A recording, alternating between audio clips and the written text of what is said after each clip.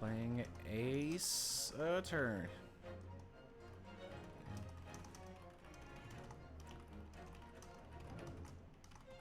Hello. Okay. How you doing? My throat hurts. Oh no. Yeah. More like my sinuses, but still. Hurty. Do the Luke Triton voice. Oh yes, I'm sure that will help me tons. Fucking buckets Do worth. the Luke Triton. I don't know why that one was not, like, my throat just wasn't a fan of it. Alright, I should share it to you guys. Yeah, ho, ho. I will make the ats for our channels. I will not make a tweet, I'm too tired. I made one. Okay.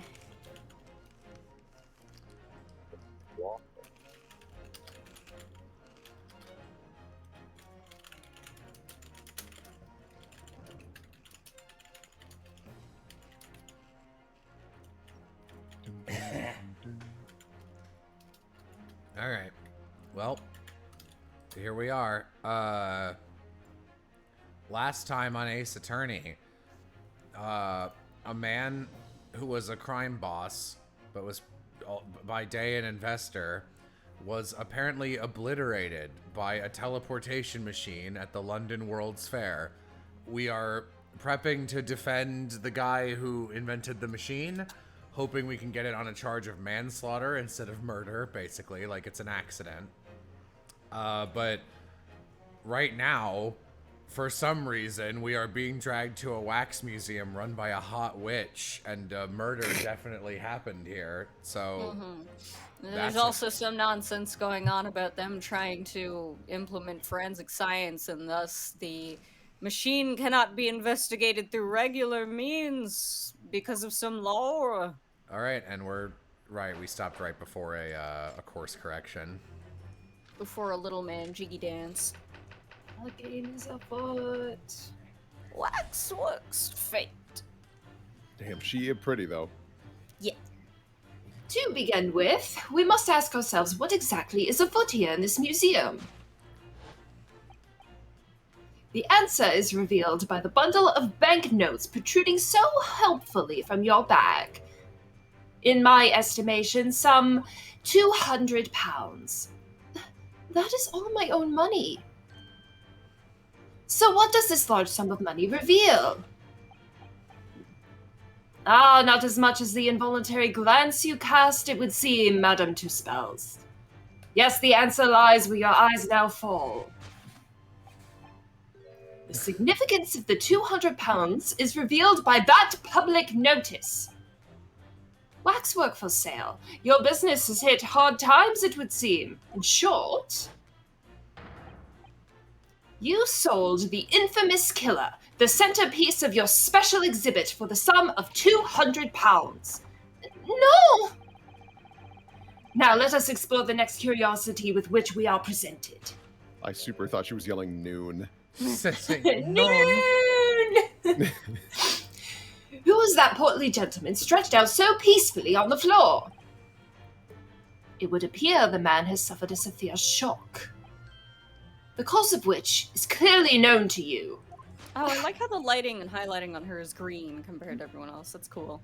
It is nice. Unfortunately, madam, keeping secrets does not appear to be your forte. What dealt the man such a shocking blow was, of course, the 200 pounds! It would appear that you twisted this gentleman around your little finger most effectively. What are you suggesting? I don't know. He rashly agreed to purchase the waxwork for the sum of 200 pounds. Only when he came to hand the money over did it occur to him what an extraordinate amount he was paying. But the money was no longer in his hands. And the result? The scene we see before us. He collapsed in shock. Yes, the killer in this special exhibit fetched a killer price. We can only pray that the gentleman's dreams are not plagued with regret. You're very dumb. Sold for Good cash. comment in chat. Shums, what's heavier, 200 pounds of feathers or 200 pounds of steel? It's 200 pounds of steel, 'cause steel's heavier than feathers. Steel's heavier No, than feathers. Sholmes, because they're both 200 pounds, you see. But what? Steel is heavier than feathers.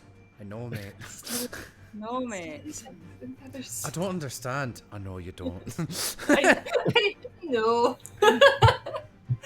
The question that arises then is what has become of the waxwork that changed hands? Let us consider that problem for a moment. You cannot possibly. What immediately strikes me about this conundrum is the young man standing over there. Who is this fellow? To find the answer, we need only observe his neckerchief. Such as is worn by policemen as a secret sign to fellow members of the force that a crime is being perpetrated. Yes, this young man is an undercover policeman currently investigating this museum. I know him well, in fact. It's Sergeant John Clay. What are you talking about? The man is quite the celebrity. He received triple accolades at last year's policing awards.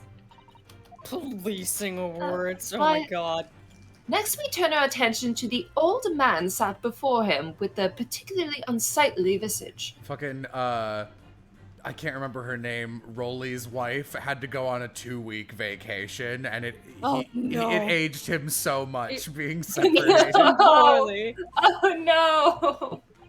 You put a price tag on him! Sell it! I've been watching closely, and he hasn't moved a muscle. Almost, in fact, as if he were waxwork. But you... Your reaction only confirms my suspicions, madam. I noticed it at once, of course. Observe! 3 pence? The telltale sign that instantly proves whether or not this old man is waxwork is the obvious price tag. 3pence. A tragically low price, you must say. Though perhaps the going rate for aging waxwork's riddled with cracks. And yet you sold it to the portly gentleman for an exorbitant 200 pounds. Oh, sorry. The sort of plucky behavior that's sure to attract the attention of Scotland Yard. Isn't that so, madam? I do not... It's not really a crime. Yeah. Yes, the waxwork you sold has already been seized by the police and remains in their custody as we speak. The old man must be reunited with his grave in the special exhibit, and not a moment too soon.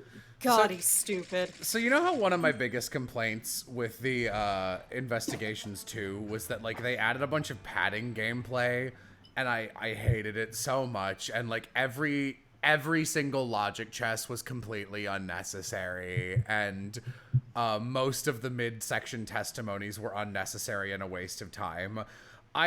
I also feel like, especially this example, some of the Shome sections are padding, but they're like extremely charming and very engaging to play, so it gives off a totally different feel.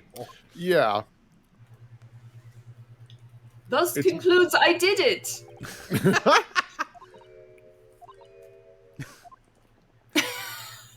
I am going to kill him. I see I've stunned you all into silence. Why is that? You have, Hurley. You have. And you've obviously upset this young lady in the process. Her cauldron looks awfully hot. If I could just bring up one point, Mr. Shomes. Ah, the notorious Naruhodo 1 point. I'm all ears, my dear fellow. According to your deduction, then, the special exhibit featured this old policeman. So, that would mean he's the particularly ruthless murderer, wouldn't it? The killer policeman, Ottermole. Sorry? It was a mysterious series of murders that rattled the capital only last year. The police rushed to the scene every time, only to find the culprit had disappeared into the ether. In Shocker. chat, that's an awfully hot coffee pot. Wow. That's an awfully hot coffee pot. And it turned out the culprit was a policeman himself. A senior officer by the name of Ottermole. So, you mean that's who the sinister-looking old man there is supposed to be? Indeed. It has a particularly grim face, is it not? Unforgettable, in fact. Yes, I remember that odious countenance only too well. But is £200 a lot of money for a wax model? It would be enough to afford one of the latest steam carriages, if that puts things in perspective. So, Bro, you could buy a car with that? it is quite a lot then. Is there anything else you wish to add before I melt you down? That bubbling wax is looking more and more ominous. The smell of all that molten wax is starting to worry me. Mr. Sholmes did more or less just accuse her to her face, so I might have to call on your assistance here, Iris, if that's all right, to make some minor corrections to the great detective's great deductions. Of course, it's all right. We'll get it. Oh, God. She grabs one of her hair bongles and screws it in. There you go. Well, let's get started then, shall we? Before Madame Tospels vents her anger. Just so you know, my brain is a little bit... Ooh, I literally woke up to play this. Just what I was waiting to hear, my dear fellow. So, Madame Tospels, in accordance with our agreement, you shall now have the pleasure of seeing this famously great detective enter her exhibit at work. I'll fix it. God damn it, Sholmes.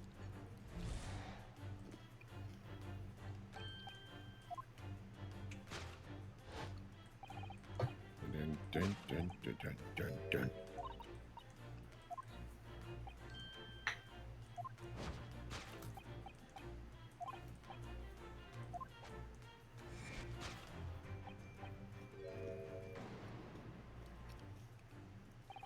She definitely looked in this direction, it's true. But I'm not sure she'd sell any of her waxworks, even for £200. I mean, there's a sign literally 8 feet to the right that says statues for sale, but go off. But I don't think she must pour her heart and soul into making them, don't you think? Over and above the wax. If it were me, I wouldn't sell them for anything. For that much money, I would. But it sounds like that makes me a bad person. Well, anyway, I wonder if the £200 could have some other significance. Let's follow that furtive glance again and see if there's anything else that could explain it. I mostly just want to look at her model. Can I not? Oh. Oh. What's that note doing pinned on the wall there? Oh, yes, let's see. Dear Madame Tospels, we've taken the prisoner from this room. The price for his safe return is £200. Have the money ready by noon on 23rd October. What? This is just like the sort of thing that's left behind when someone is kidnapped. Yes, it's a ransom note. Exactly. Did someone steal one of her Yeah. So, statues, here's I the guess? thing. I'm thinking back to it.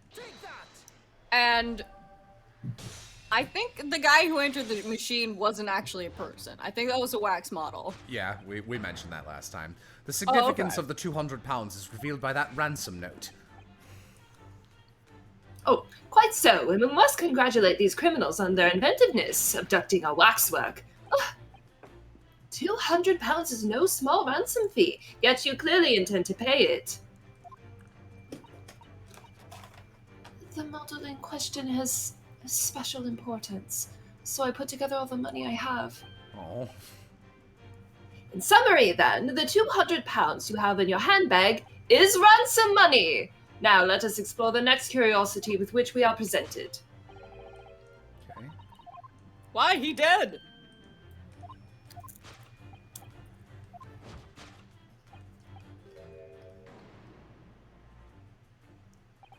So if the waxwork was kidnapped, where does that leave us in terms of who this man is? We could just ask him when he comes around. I think the point of this exercise is to understand the beauty of the deduction process, Iris. Yes, you're right. Hurley's trying so hard. We mustn't let him down. He's like a big dog. Well, there's little doubt that he suffered a shock, that much seems clear. But in that case, what's Madame Tuspels trying to hide? Let's have a closer look around. Hello, lady. Number 139. Oh, I'm sorry. Squeeze. Turn a bit. Oh, okay. This one just looks not good. No. It was one of her Mil- earlier works. I want to It's look melted a little. at. I want to look at her long hair braid. You pull the hair braid, just hear a bell. You pull the hair braid, a secret compartment opens up next to the man filled with dead bodies. Madame Dustbos has very long hair, doesn't she? Yes, but you couldn't tell looking at her from the front. You know, well, it looks like a whip, don't you think? Sort of whip that could have floored the gentleman with a single crack. That seems a little far-fetched even for you, Uno. Can we look at her bag? It's Oh, hey. silly. Did she... She got little bullets. I for a second thought they were the same kind of potions as Holmes carries around. Oh, hold on. She's got a knife under her cloak. Is She's hiding it. Is she hiding something behind her back? Yep. It looks like. I can't see because of the fucking. Hold on. There we Okay, go. so Get out! Yeah. Yeah. Oh, that's Oh, a it's full got ass an arm. hand. Oh, it's a hand! This is just Madame Tussbell's hand, isn't it? Yes, it must be. I can clearly see her left hand, after all. Oh, but wait a minute. This is the left hand as well. Look. Oh, Don't say such creepy things, Iris, please. and it seems very stiff too. In fact, it's really hard. You mean it's made of wax? Hand of Madame. Could be that. Yeah, it looks like we're supposed to be looking at her. So Yeah, no, she's clearly hiding that. yeah. So. But now I can't grab it because this fucking thing is in the way. There we go. All right. Take that! Take that! excuse me. What dealt the man such a shocking blow was, of course, the waxwork hand. Indeed, with a solid waxwork limb, one could deliver a very substantial blow. How could you? We looked at you. The hand protruding from the bottom of your cape. It ought to be a right hand, but closer inspection reveals that, in fact, it's a left hand. The first good right hand, left hand moment in this whole fucking franchise. And somewhat masculine as well. In other words, it does not belong to you, madam. It is the hand of a waxwork model. What if she just, like, took that hand out and it was attached to her and she's just like, I'm a freak and I tried to hide it.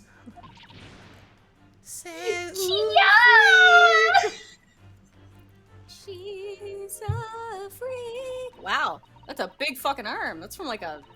Doesn't even look like it's from waxwork. It looks like it's from a mannequin or something. I have to imagine they're like, they probably are connected at certain points. Oh, I guess yeah. They have some sort of like frame like an inside. armature. Some of the visitors to my museum can be troublesome. They meddle with the exhibits and cause damage. So you mean that, Yes, this gentleman saw fit to try to remove it as a souvenir. Rude ass. No small keepsake. like taking a whole branch of a cherry tree when you go to view the blossoms. I'm afraid I had to teach the man a lesson. So you gave him a hand. You confronted the man and tried to take the arm back. And the result? The scene we see before us. He was knocked. He was fucking slapped. A point we may need to revisit later. But for the time being, we have our conclusion. It's murder. Ted! Yes, the killer in this special exhibit has been kidnapped!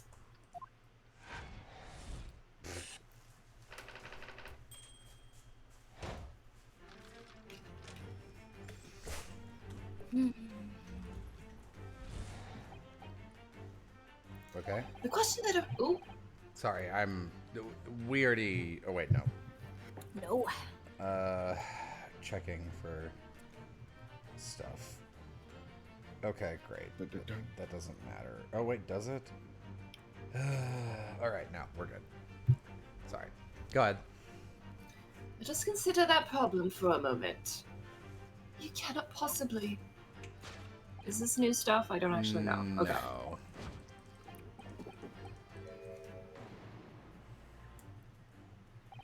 According to Mr. Sholmes, the Yellow Neckerchief is a sign to other policemen that some crime is underway. Yes, a way that the pigs have of communicating with their colleagues without revealing their identity. It's a secret that's closely guarded by Scotland Yard. That Mr. Sholmes didn't hesitate to give away. Well, uncovering secrets is in any true detective's nature, of course. Right. Anyway, judging from Madame Tuspill's reaction to Mr. Sholmes' deduction, I think perhaps we might not have identified the man quite correctly. This is Sherlock Holmes. Evil twin to Sherlock Sholmes. Oh! Mr. Stubb! What the? The man has a stub sticking out of his shoulder where his arm should be. Well, that settles that then. Right. This isn't a real person at all. I'm a genius! His entire arm's been ripped off from the shoulder down. His arm's been... Of course. That ties in with what we just found out. I'm Rianowski. The fireplace turns. Time. I'm just checking if there's anything else. Yeah. No, alright. It's just this. Take that!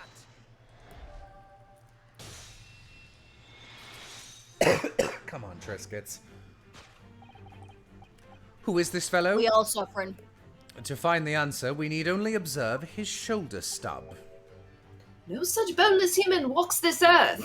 Of that, I can assure you. Oh, thank goodness. No one in the world doesn't have a left arm, Holmes? I think he's implying that when you look at someone from the side, they don't have a skeleton made of metal. Oh. Huh.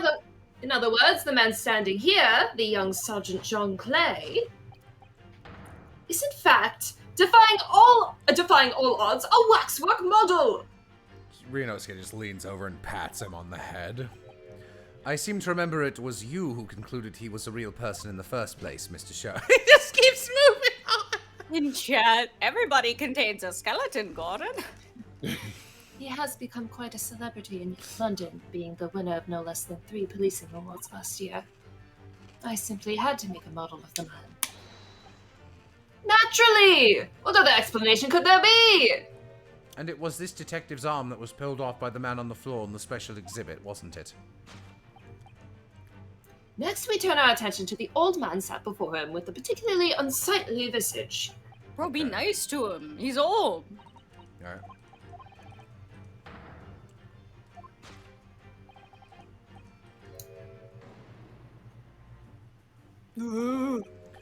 It's obviously for the scarf. A killer policeman called Ottermole, was it? Was he well known? It was all over the papers last year, but I can't say I know what he looks like. It's a very low price, though. Threepence isn't much money. Only enough for a few measly hours of gas in Mr. Gerardib's delightful lodgings, in fact. Oh man, even Rolly's prized scarf was only 3 cents. They're so poor. So this is the special killer taken in from the special exhibit, was it? The waxwork that somebody stole from the museum and tried to ransom for £200. Is this crusty old killer policeman Ottermole? Really? Perhaps we should have a good look around and around again and see if another idea crops up. Okay. Oh, the movement is so awkward. Oh, his foot is moving. I just like these comments in chat. 2 spells will be one day give life to the first waxwork golem. Gumshoe. The lore continues. Look at this. The old man's tapping his foot like crazy. He seems to be fast asleep, though. He's not tapping his foot consciously then. So you mean... He must have ADHD. Never mind that. The point is waxworks don't tap their feet. Or twitch. And look at his arm, too. We've seen a scarf like that somewhere else around here, haven't we? Yes, we have.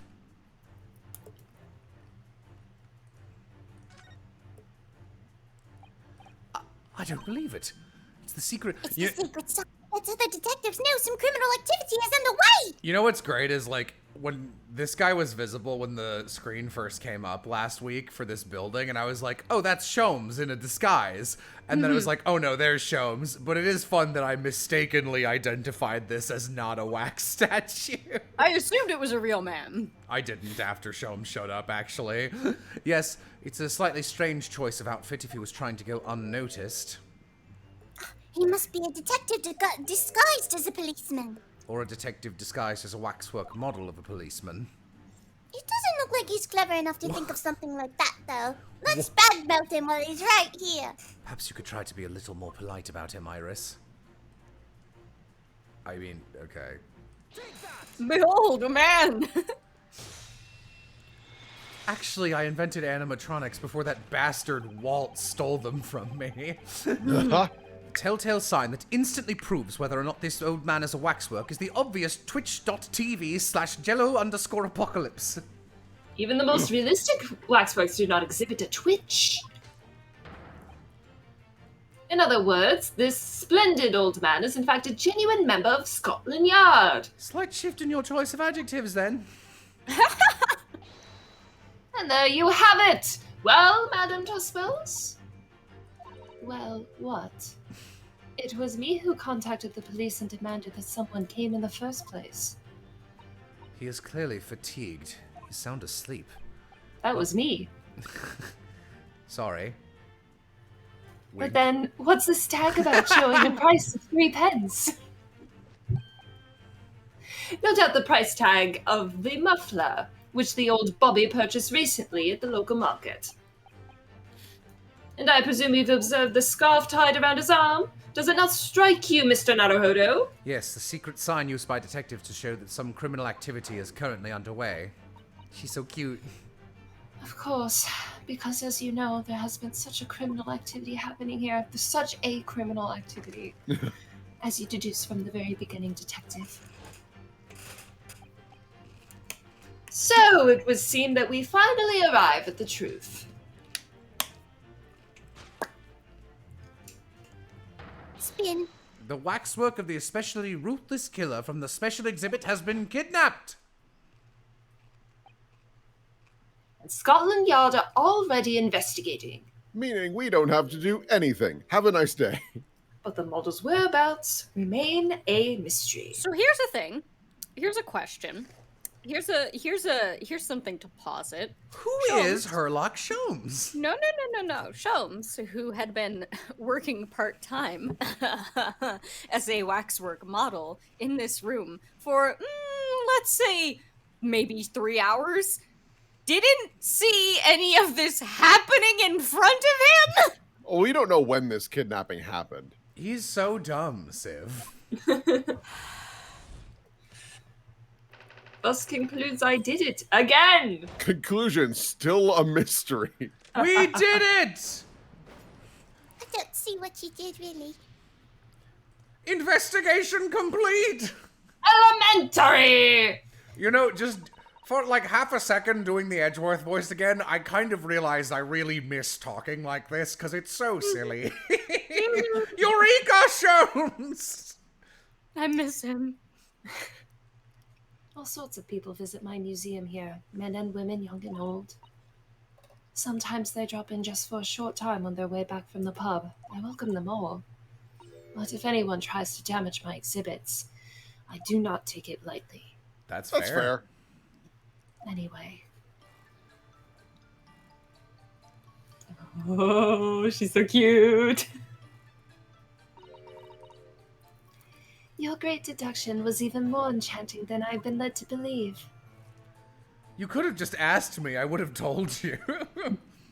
It was a pleasure, my dear madam. I'm gratified that you enjoyed the spectacle. And as for your rough customer, I've no doubt he'll regain consciousness shortly and return home. What concerns me more is the waxwork from the special display. If it was indeed genuinely abducted. Yes, tragically it was. Then I would ask you to recount to us the events surrounding the stolen waxwork. Someone in chat, why does the clown get to be popular? Why not non-lewd art of this lady? You guys have no idea how exhausting it is to have been a fan of Ace Attorney 6 Spirit of Justice for Check's calendar 8 years and see no one talk about it until everyone gets horny over this fucking clown. And, like, she has a mid-case Ace Attorney transformation, and she looks nothing like that either. And of all the characters from that game to enter the popular consciousness, it's like, why is it this one? I'm so mad. Cause of Boba. Mm-hmm. Anyway, her boobs read that. aren't even real. I read that one. Oh. In as much detail as possible, if you please. Very well. But after I've told you what I know, I must insist you return to your work.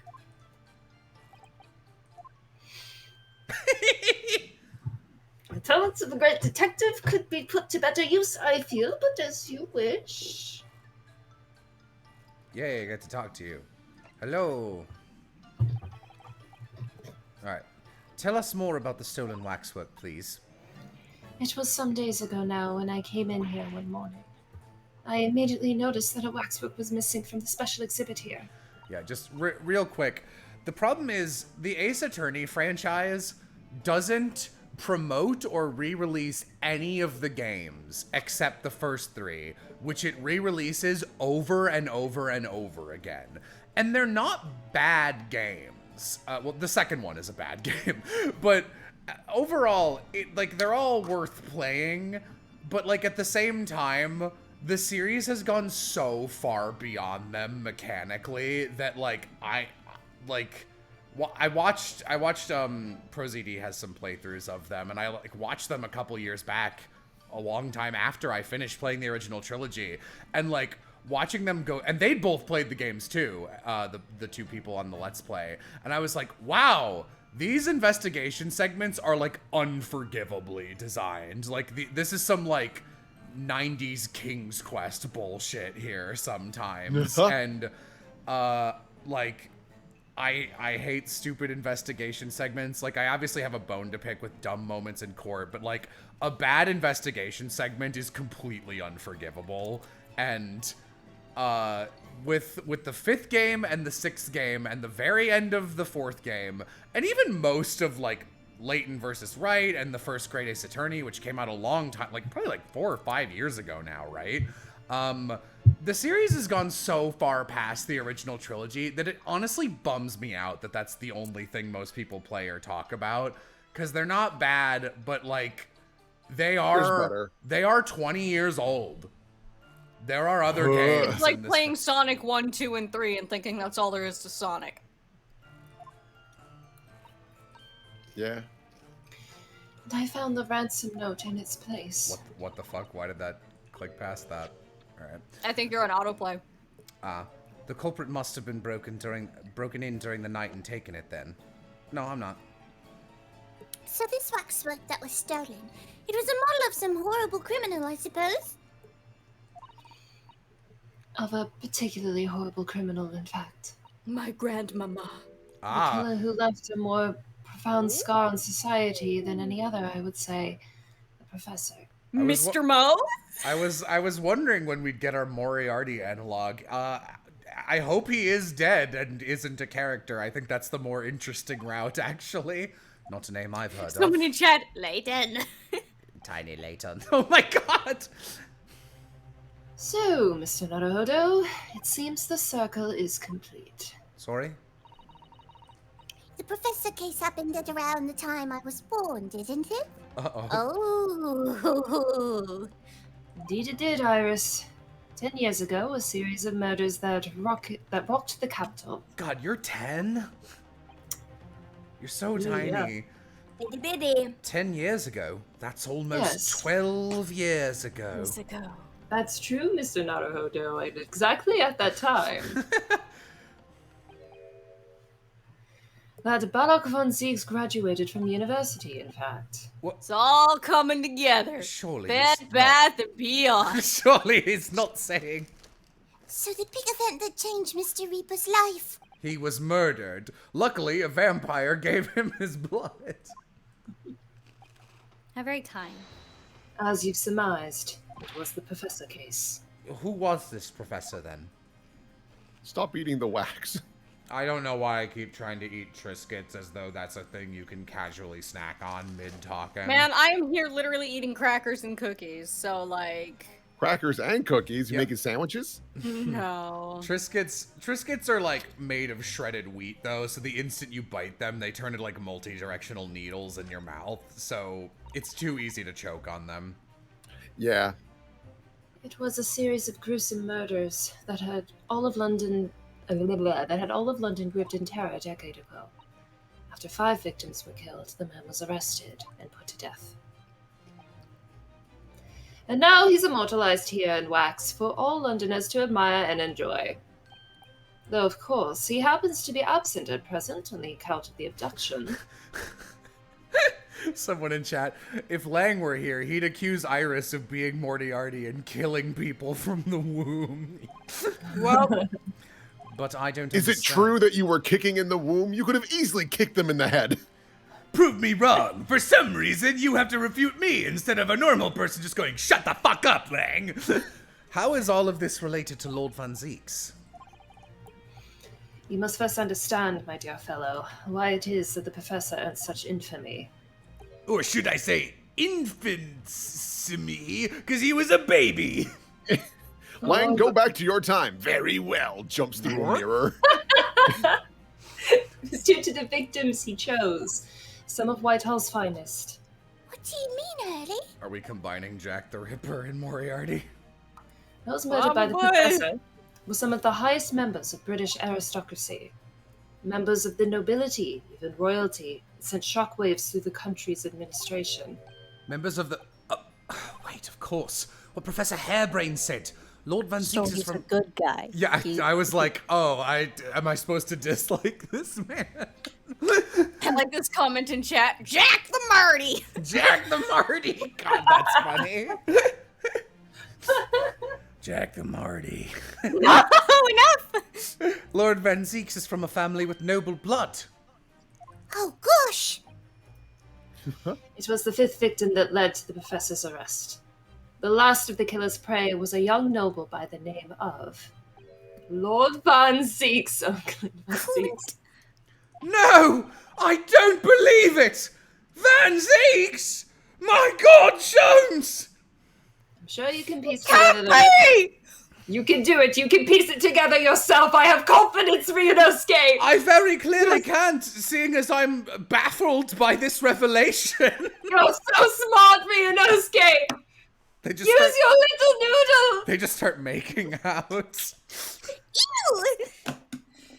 In the wake of his older brother's murder, the young Barak pursued a career as a prosecutor, and eventually became the Reaper we know today. I had no idea Lord Van Zeeks had such a tragic past. Still racist.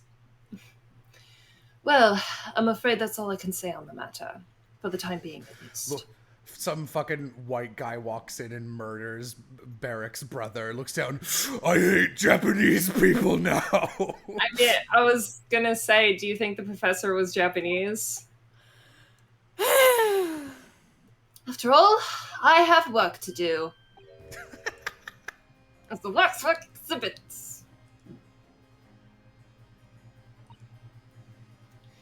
I'm afraid I shall have to excuse myself as well. Oh, yes, of course. It's been a pleasure, thank you.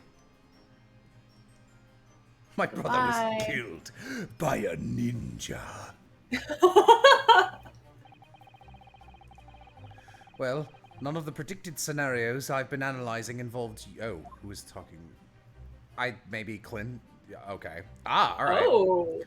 It's been so long, it really has. I'm delighted to see you back. It's been 10 years, and here we are, meeting in a prison of all places. Are you standing guard? You can turn and look at me. Why won't you look at me during our conversation? I can't forgive myself for what happened to Mr. Asman. I just can't. Oh, I still can't believe it could happen. Tomorrow, the court will decide. Yes, I have a young Eastern man acting for my defense. He seems reliable enough, so... Yeah, guys, try not to link like concept art from the books because there's still some subtle spoilers amongst that. So It was an accident. A terrible accident. He assures me he can prove it. I must warn you. Oh, I know. I've heard already. You're going to be prosecuting, aren't you? Yes. Since I returned to England, I've heard lots of stories. Belk, are you really... What? Are you a vampire? Never mind. I know that you have my best interests at heart. Some secrets must remain with me. Turns into bats. My friend is on trial. I wouldn't entrust it to anybody else. Of course, I fully understand. Thank you, Belk. Does that mean he's gonna bomb the trial? I don't on think purpose? so. I don't think so. I think he just, you know, if there's gonna be a trial, he'd like rather see it gets done right. Until tomorrow, then. I'll see you in court. You're How do I not leave? leaving. You're just standing there. Oh, somebody turns the lights off very slowly. I can't believe they're using my invention, the dimmer switch. Just dimmer switch. No, little German boy, don't go into the dimmer switch prison. Ach, mein Gott, it's getting very slowly darker. Oh my god, is that Doug Dimmerswitch of the Doug Dimmerswitch?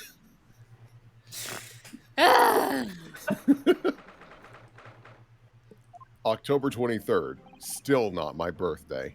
I can't believe it's been 6 months since I was last allowed to work in court. And now here I am, back at the Old Bailey. Mr. Naruhodo. Good morning, Professor Hairbrain. I don't understand. It doesn't make any sense. The atmospheric pressure in here is off the charts. I've never felt anything like it. It's crushing me. I feel it every time I'm here. That gravity. Well, this is Britain's highest court. But are you telling me it's fitted with some kind of device that can actually control air pressure? I think it's probably all in the mind. Yes, well, you won't let me down, will you, Mr. Naruhodo? I'm counting on you in today's trial to save my life! To save the secret of my super high voltage instantaneous kinesis machine from being made public! Yes, I understand. I know what I have to do. I have to establish the explosion 2 days ago was nothing more than an unfortunate accident. Have I played X game? This is the very last Ace Attorney game I have not played. Once I've done this, I've played the entire franchise. Hey! I'm sure there's nothing to worry about, really. Justice will prevail. You know what? I feel like this is either Zeke's or the Strongheart. Oh, my commiserations, Mr. Naruhodo. You appear to have lumbered with a most tiresome case here. No, I was wrong. Oh, no. It was me! Did you like my impression? It was quite good. Mr. Sholmes, I- didn't expect to see you here. Sorry. I do that impression by talking into the pipe. It's very mean, leaving me alone at home with Hurley. I hate I him. hate him! I hate him terribly! It took me at least an hour to wake him. He was in a cocaine stupor once again. He was caught in a mousetrap. He keeps trying to get the cheese. Is it... are you... Sherlock Sholmes? Indeed, sir. I am he. Sherlock Sholmes. I heard all about your exploits, even whilst living in Germany. Ah, yes. Runst magazine is on sale in Germany, too. This month's installment was sublime. Your deduction in The Adventure of the Silver Blaze was wonderful. Ah, yes. A memorable case indeed. Concerned a snake, I seem to recall. Boo! Boo. No, that was the speckled band. Not my best work, honestly. I'll admit it. Well, Thank you for thank you coming. for coming. No, that was Oh, me. Your impressions are impeccable. I do appreciate your thank support. you. I'm sorry to disappoint you, my dear fellow, but I'm afraid I can't stay. Oh, what the fuck? I have urgent things. So, like, Ace Attorney games have very meticulously, like, timed out dialogue. So it'll be like, beep, beep, beep, and sometimes have pauses mid-word, and it's always on purpose. But I've got the text speed set to maximum so that people have time to read it.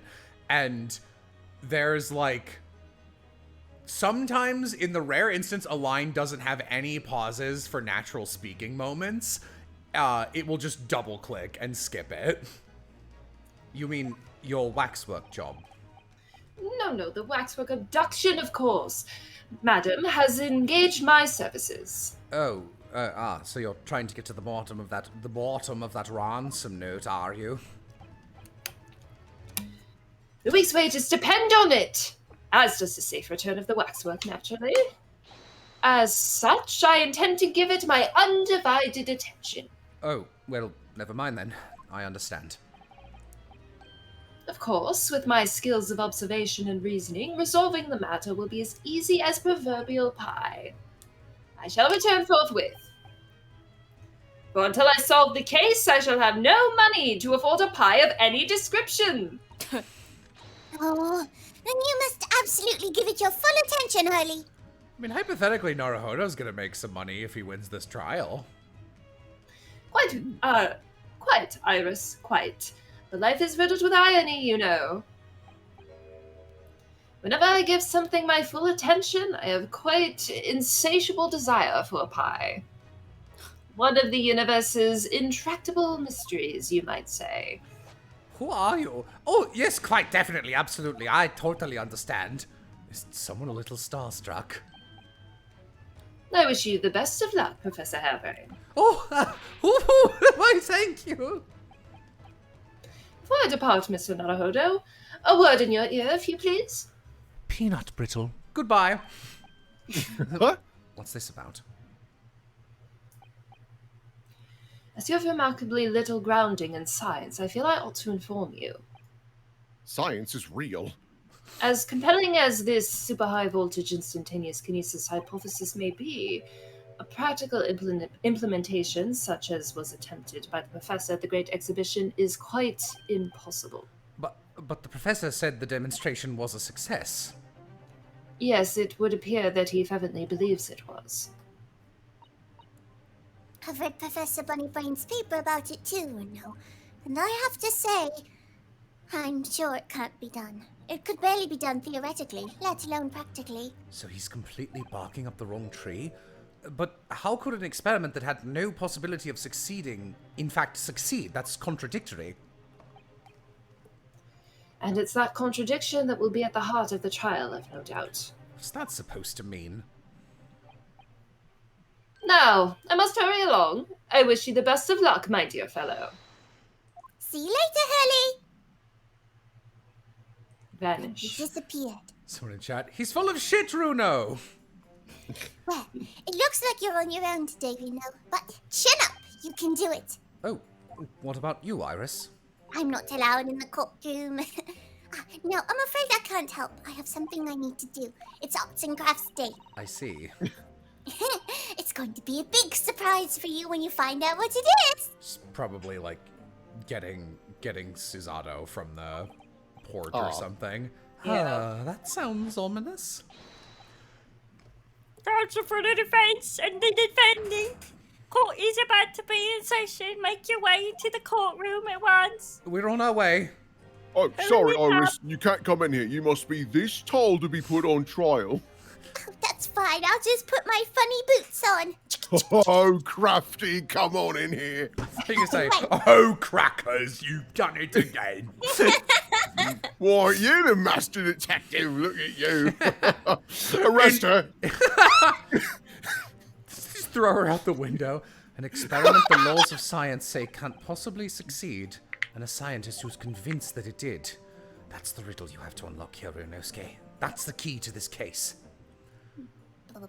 So we have no assistant. In any other game, I'd be delighted, but this is pretty much the only Ace Attorney game where I love my assistant whenever they're around. Oh, Yeah. I like Athena, too. Oh, look at this behatted person. So, Civ, you're gonna get the full pick of the litter from the jury, since you don't have any rep in court this time. Neither do I. Well, you're usually the judge. Oh, well, yeah, that's true. In the name of Her Majesty the Queen, I hereby declare this court to be in session. We are sitting today for the public trial of Professor Albert Harebrain. I now call upon the counsels for the prosecution and defense to declare their willingness to proceed. The prosecution is ready. And cozy. The defense is ready, my lord.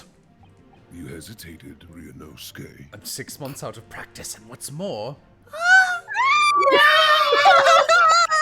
I'm without Susato-san today. Is it just my imagination, or does the air in here feel even more oppressive than usual? So, I must say I recollect the victim of this case all too well, Mr. O.D. Asman. Mr. Asman was well known as a financier, though that was merely a front for his diverse criminal activities. It was only a month ago that the man appeared in court prosecuted by you, Lord Van Zeeks, but the jury unanimously found him not guilty. Because every member of the jury had been bribed by the sound of it. These powerful London criminals are prepared to go to extreme lengths to keep their freedom. But 2 days ago, on the 21st of October, Mr. Asman met his end. The work of the Reaper, was it?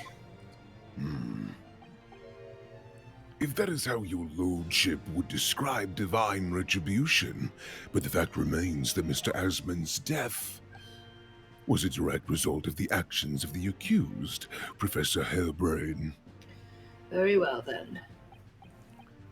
Now, ladies and gentlemen of the jury, you have been selected at random to represent the will of the people. Oh yes, at random. Are the 6 of you ready to fulfill your societal duty? Oh my god! Soldier 76. I'm most gratified to have been... I don't know why he's American. Can I make this a British voice? I'm most gratified to have been selected to carry out this important civic duty, my lord. Whoa. Ooh. Oh my god, the next guy! The next dude!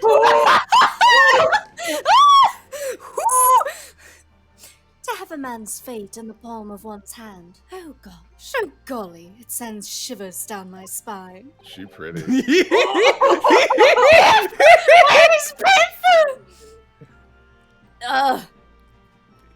I guess I will be the funny Yeah, man! Civ and Yam, you guys have first pick of the litter with jury. Will and I gotta take whatever you don't. Oh, he's a vampire. He's a vampire. Look at his little bat. Science, experiments, magic, conjuring tricks, courtroom trials, all are nothing more than performances. That looks like Will to me. Any spurious scholar that defiles the reputation of science deserves to hang.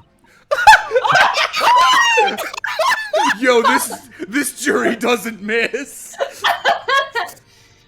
We have to listen to us on both sides of the fence, and settle on one. That's it, isn't it? Oh my shit, god. it's the cop! Oh, hey. Oh, buddy. I'm plenty of people in this court. I'm good. Wasn't like this in my day. Wasn't like this at all. That's the police killer Ultimo lookalike again. And he's exhausted. He's as exhausted as ever, it seems.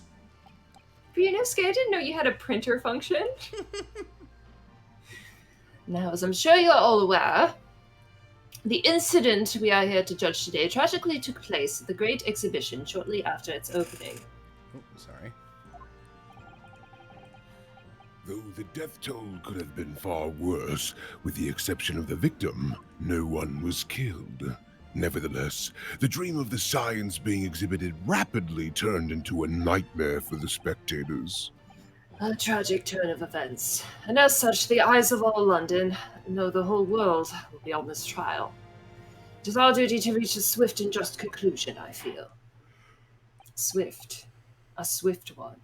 So, your opening statement, please. Looks at the strategy guide's enormous Swift, length. swift, swift, swift.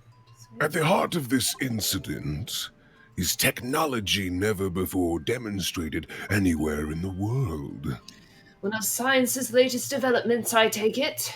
The government is keen to capitalize on the Great Exhibition to improve Britain's technological advantage. The technology being demonstrated by the accused was described as super high voltage instantaneous kinesis. Good lord. It's designed to disassemble human subjects using extremely high voltage electricity, then beam them instantly to another location where they are subsequently reassembled. Is such a thing even within the realm of possibility? Oh man, it's gonna take a while for me to remember how to do this guy. But I don't believe it, that's for sure. Disassembling people with electricity? My goodness, how shocking. Ha! The whole idea is absurd. The hypothesis would never stand up to scrutiny. Sir, I believe you are a fellow of the Royal Society, are you not? An expert in your field? I am, and my word on the matter can be considered final. Instantaneous kinesis is poppycock. So, this expert and Mr. Sholmes are in agreement. It's impossible. Oh, shit. God damn it.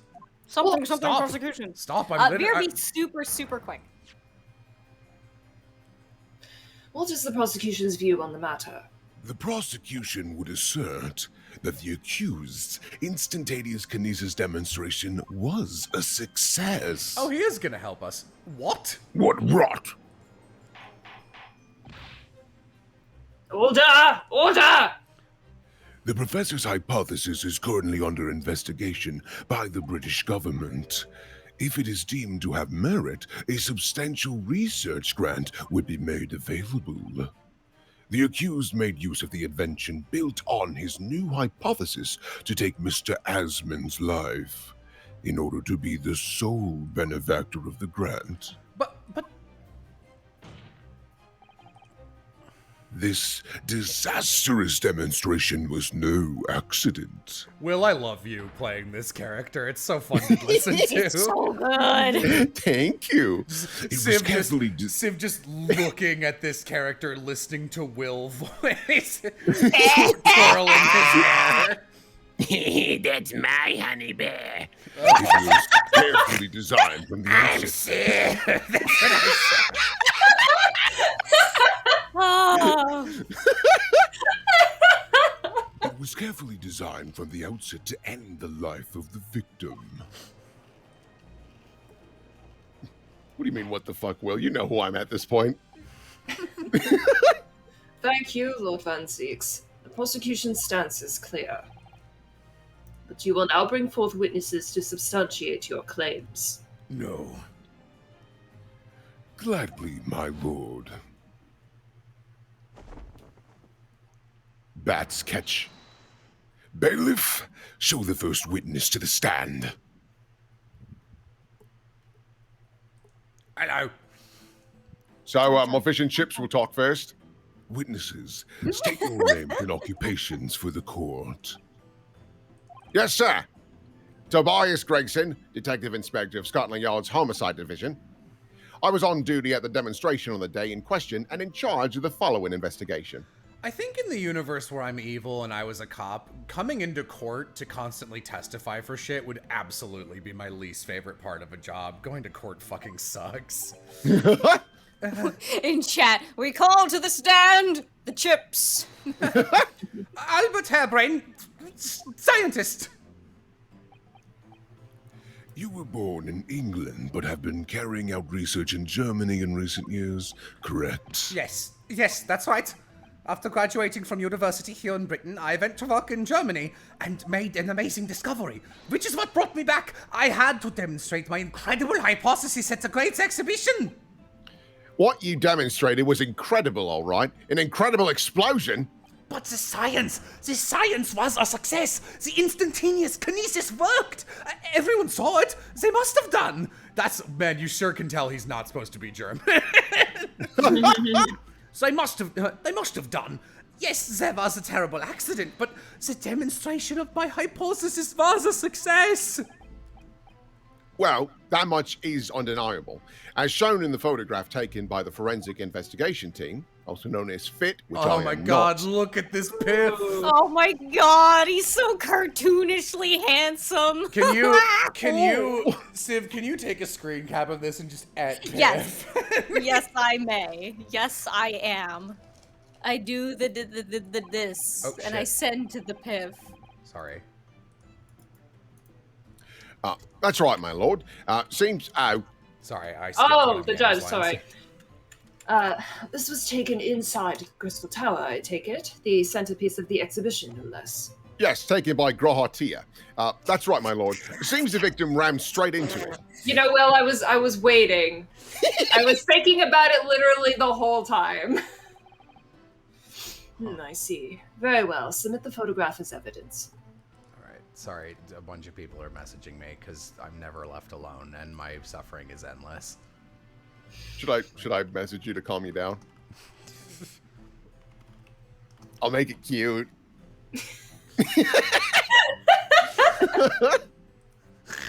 Sends a Well, message. twirls Hey, hair. I'm Sith.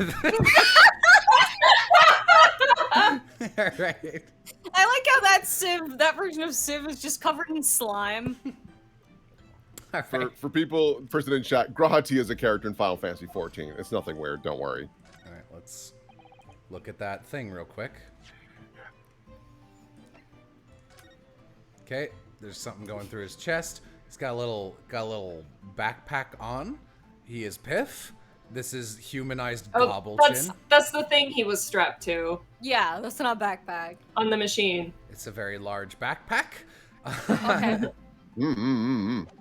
Okay. As the court's heard, the victim of the incident was Mr. Odie Asmin. There have been a number of allegations made against the man, but putting them aside for the time being, it was the man who financed the research for the experiment and the demonstration itself. I'm really hoping that we're right and like that this is like a fake out death that guy is doing to get out of the public eye and continue to do crimes, mostly so that guy can show up and we can just go, it's me, the final boss, Piff. Piff. I see. So, to summarize the situation, the defendant is accused of taking the life of the man who funded his work. Would that be correct? Exactly. But couldn't it be that the explosion was caused by some malfunction in the apparatus used for the demonstration? That's right! That must be it! My splendid machine! My poor splendid machine! You saw it yesterday, didn't you? We can't even examine the wreckage thanks to the Special Dispensation for Scientific Equipment Act. What? The wreckage? The wreckage? It fucking exploded! Mate! Mate, But- he's fucked! But that being the case, how can the facts be established? How can it possibly be determined whether this was an accident or a deliberate and malicious act? Extremely simply, my lord. I found this note that says, I fucking did it, German. Wiggle, wiggle. I beg your pardon. Isn't that right, witness? What? Sorry, me? No, your neighbor. Yes, sir. It was murder, plain and simple. Anyone could state that with complete certainty. What? How can he possibly think that? Thank you, Inspector. I think we had better proceed to formal testimony. I'm gonna need that dog to shut the fuck up right now. Yeah, you will explain to the court on what grounds you claim this experiment to have been the front for a murder. I apologize. That is my meal for later today. That is my... what was it? My understudy. Your Benzies, Not come allowed get to- your food! I'll send it away. I'll send it to the fridge. Bats, could you box this for me to go? I, for a second, thought he was just calling someone Bats, and then he'd be like, Babs, sweetie, to like a secretary. Hey, Bats, come over here. Or like how It's just a bat with like an updo hairstyle and lipstick. The corpse that went crashing through the Crystal Tower had a broken neck. Holy fuck. I made a minor miscalculation in the angle of the beam projections, that's all. That was my mistake. But the post-mortem examination revealed another injury, a fatal wound. There was a lesion in his chest where he'd clearly been stabbed by something sharp right in the heart. I mean, he did catapult into a glass building. So the victim was killed before he went anywhere, and this fella's the only one who could have done it. It's the crossbow, right? Oh, yeah, you're right. Ah. Extraordinary business. In addition to suffering a broken neck, the victim was stabbed in the heart. Information I would really like to have heard from someone other than the judge. The coroner says the death would have been all but instant from the wound like that. You could say, in fact, that the victim was killed twice by the accused. Which means it's a double negative. He's innocent. No, that couldn't be further from the truth. I have here the experiment plan documentation that was submitted to the security team. Here we see the death ray. The victim stood himself inside something called the bird cage, ready to be beamed instantly. To the second level of the Crystal Tower, about 25 yards away. The experiment did not go according to plan, however. As the machine was put into operation, there was a large explosion. The blast caused the beam transmitter to point higher than intended. What? Accordingly, the kinesis resulted in the birdcage materializing in mid-air, What? from where it subsequently fell, crashing through the glass of the Crystal Tower's large round window. My word. One assumes the victim's neck was broken upon impact with the tower then. If that's the case, if he was in the birdcage and he was strapped into it lying down, how would his neck have gotten broken from that? I mean, he would have just landed on his head. No, because the birdcage was like a support for him, though. I mean, it was just on his back. He could still land on his head. It doesn't matter. None of that actually happened. Okay. I'm so sorry. I didn't mean for this to happen. The machine was just too powerful. But honestly, really, I swear it was just an accident. A terrible accident. Unfortunately, that excuse can't save you. No, not considering the sharp murder weapon that pierced the victim's heart. Murder weapon? What are you saying? This is the autopsy report submitted by the coroner. Shot by a fucking crossbow. What the hell? It makes me scared to even read it. A stake was used. Wait a minute. Barbarians. What's this clipboard made out of? Garlic! The prosecution would like it entered into the court record. Fuck you for being so funny. Your request is granted, counsel. A clipboard made of garlic would be horrible. Disgusting. I was there in person. Garlic! Odie Yasmin, 47. British. This is not a long autopsy report. Yeah. Weird that they'd. It's probably going to be a character later. Yeah, this is actually the Gaelic way of spelling sieve. Hemorrhage of a wound to the chest that pierced the heart, inflicted by a sharp implement. A broken vertebra, most likely resulting from impact after a sudden fall from a considerable height. I hope that that's just what's her nuts, the madam's actual name. She's just like, oh yeah, I'm a coroner. I mean, I gotta pay the bills somehow. I was there in person, you know. I saw the whole ludicrous performance. And the only other person on the stage was Mr. Asman. Was that disgraceful excuse for a scientist? Then really, by all accounts, it must have been him. Hard to think otherwise, really. I'm really digging this voice for him. The only thing I'm thinking is that if he was shot by a crossbow, what happened to the arrow? He ate it. He ate it. Slurp it up like spaghetti. We solved it. Very well. Counsel for the defense, proceed with the cross-examination, please. Oh, yes, my lord. I need to focus here. Ow! It's been a while. Icicle arrow. God, that dog will not shut up. What the fuck? I know! hot tip, gang. Don't get a dog. We didn't! No, I'm saying that chat. Are you suggesting that because he fell from? Are you suggesting that because he fell from a considerable height? Exactly, which highlights something else about the whole rum business. I love Gregson's 2D. Just a little bean, man. Hello. I'm like one of those. I'm not allowed to wear my hat What's for my that? official photograph. The fact that this instantaneous kinesis itself was a success.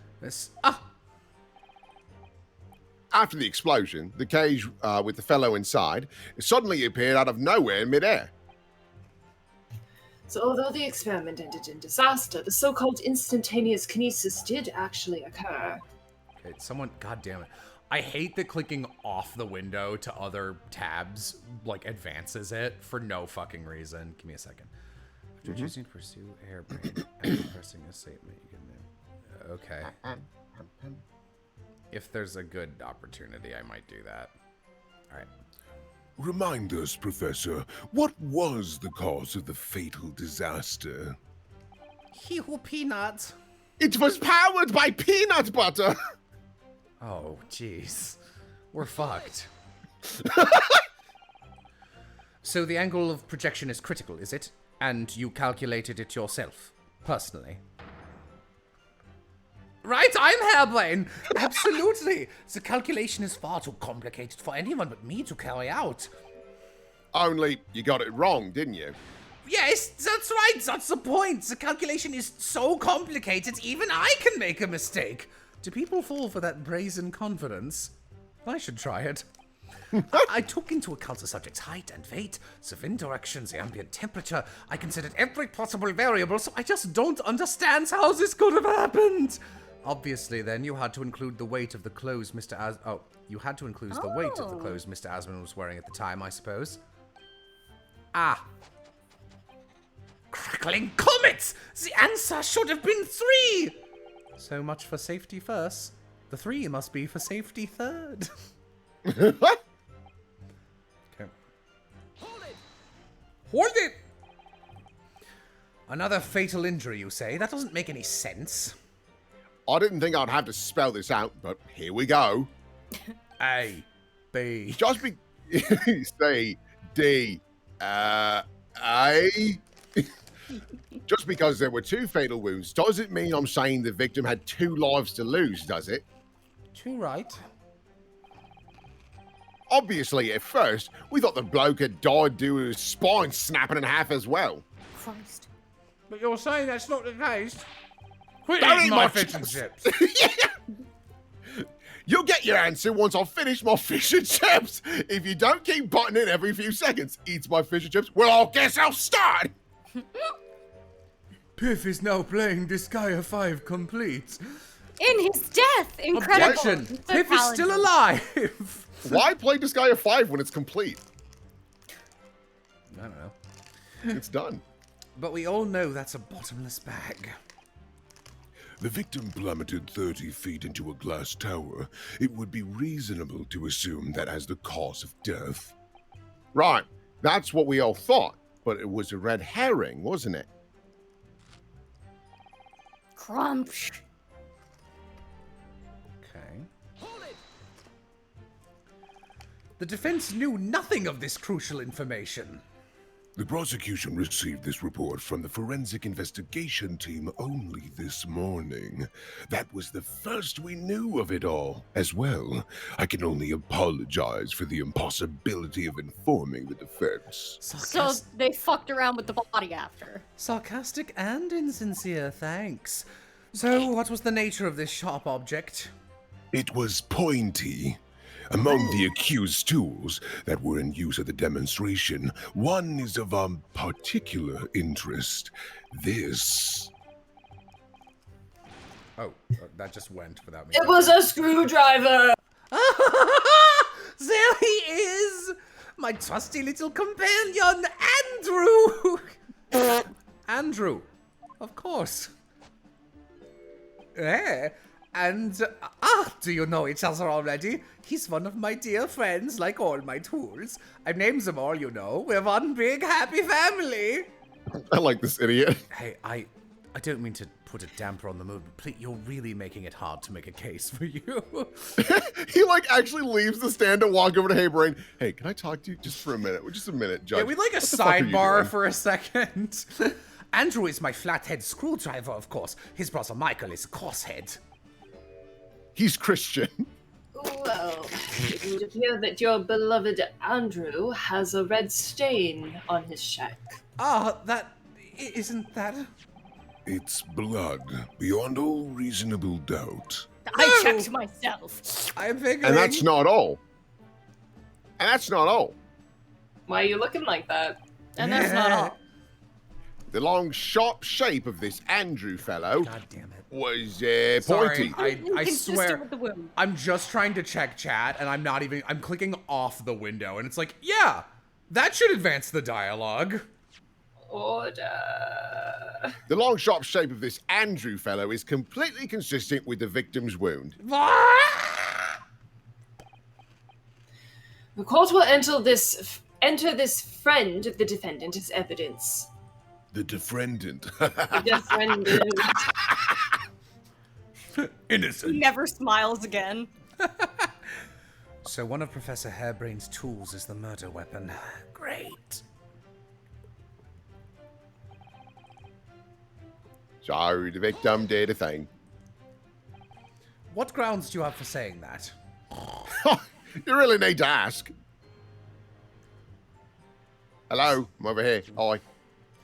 Someone in chat told me to pursue this guy for a unique animation. And he said it probably wouldn't penalize me, but wasn't sure, so I'm just gonna... Excuse me. Excuse me. Professor Hairbrain, are you hiding something from the court? Haha, it's 4. What? Oh, it's Ray Shields' ancestor. Oh my god. What was that? I was calculating the neuralization coefficient of electrical charge required for the electrosis of a human subject.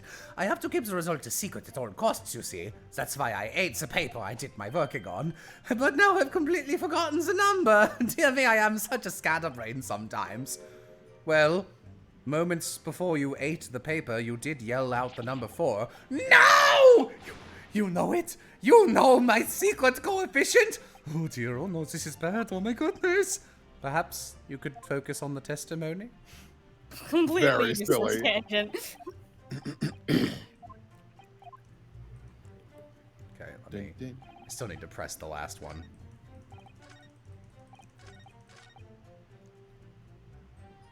Okay. Ray Shields has 2 ancestors? Most people have at least 2 ancestors. What grounds do you have for saying that? Do you really need to ask? Oh, There we were did, only 2. we did a little bit of this. Sorry. Yeah, this I think is new. The victim, Mr. Odie Asman, and the accused, Professor Hairbrain. And we know for certain that before the experiment, the victim was alive. Are you sure you know that? That's right. I saw him with my own eyes. Furthermore, following the explosion and kinesis, nobody went anywhere near the body. In other words, Scott! only someone else on stage with the victim could possibly have done it. Excuse me. Excuse me. Okay, Professor Hairbrain, do you have some information that may be relevant here? Professor. Oh my god, people are shooting off fireworks, I forgot. What?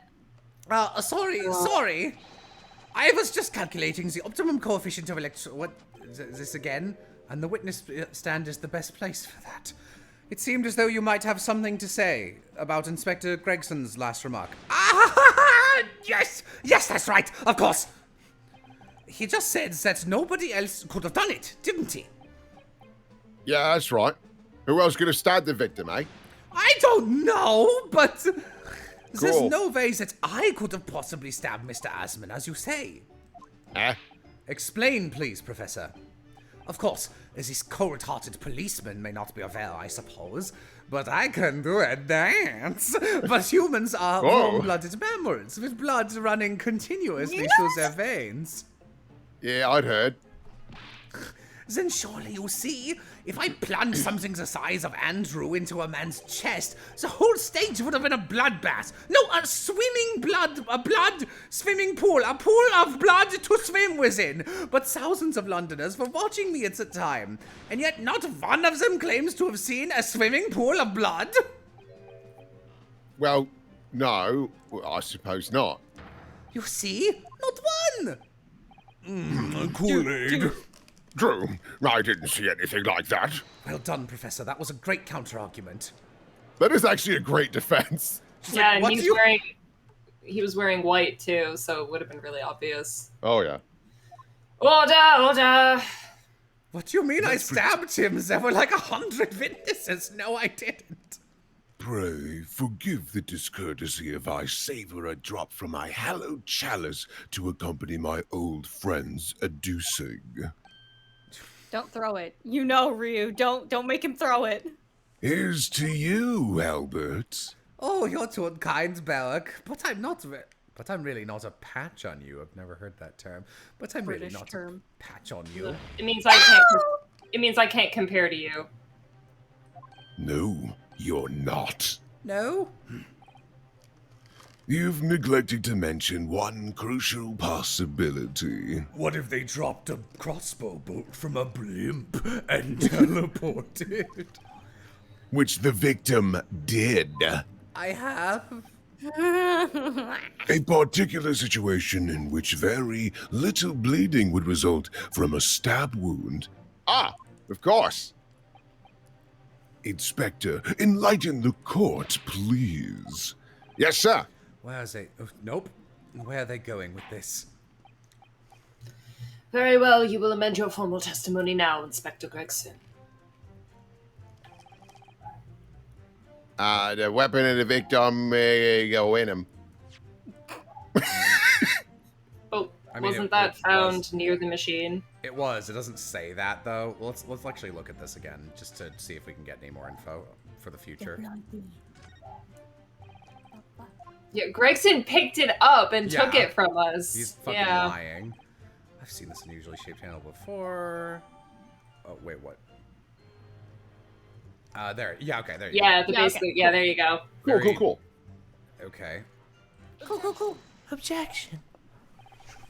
You say that while the weapon remains in the body, there's very little bleeding. Is that unequivocal? Look, there was no blood on the experimentation stage, even though that's where the fellow was stabbed. The only explanation for that is if the screwdriver was still in his body, stopping any heavy bleeding.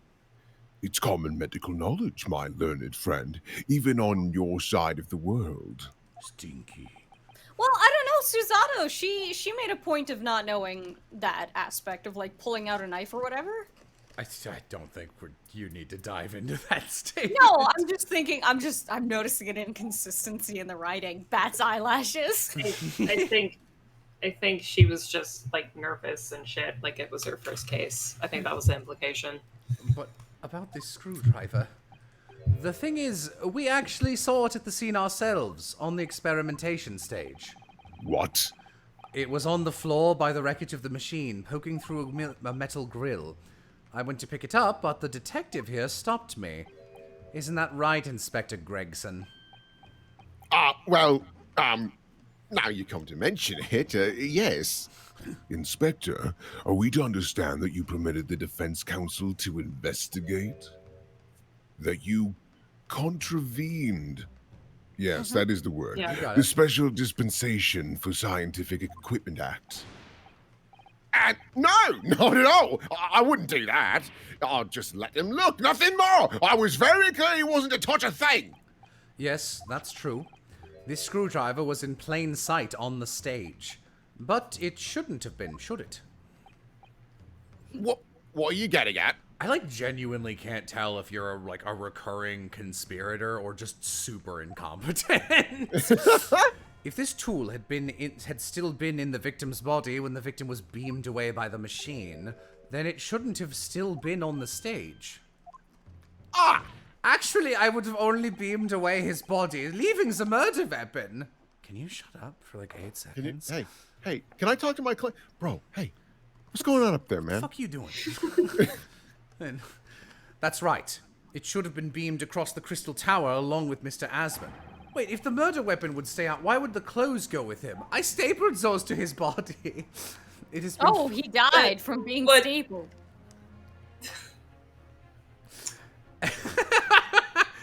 And been found still lodged in the victim's chest. Oh, God. Oh, whoa. Sexy cave girl, Gregson. Oh, yeah! How do you explain this, Inspector? I'm very dumb. Well, I don't. It looks as though everything that the victim had on his person moved with him when he was beamed. If this screwdriver was still in his chest when the instantaneous kinesis occurred, obviously that should have been beamed to the destination as well. You are right! This is a strange situation. Even though people are saying this instantaneous kinesis is a scientific impossibility, we're still basing arguments on the assumption that it did actually take place. Alright, time to tighten the screws here. It's almost like this is a fucking farce. My lord, if the prosecution is unable to explain this inconsistency in its argument, we can only conclude that the testimony given in support cannot be relied upon. Lord Van Zeeks is stumped. Holy shit. Hold it! He screeches. Can I not stand next to him? Do you have something to say, witness? Yes, I knew it. It bears out the equation's hold. Mr. Naruhodo, don't worry! About what? Without diving into details, there is no inconsistency. What? He's gonna do it. Yep. Even if Andrew had been lodged in Mr. Asman's chest, here it comes. My trusty tool wouldn't have moved. Andrew remaining on the stage is consistent with my calculations. What? Bro. Chat, well, you know the whole thing about making jokes. Look at that. I made a fucky wucky like others in this courtroom. It would seem your illusions have been shattered. Clearly, we should hear the accused's explanation. Or should I say, this brilliant scientist's explanation. Do you think Van Zeeks is just screaming in his head? Yes. I think Van Zeeks is trying to keep the idea that this thing did happen, like the teleportation basically did go off, because I feel that if that is the case, it would be much easier to make a case for this being an accident rather than just a crazy murder.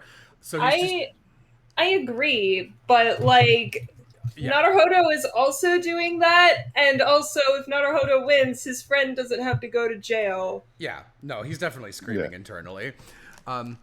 Just when I'd found an inconsistency in the prosecution's argument.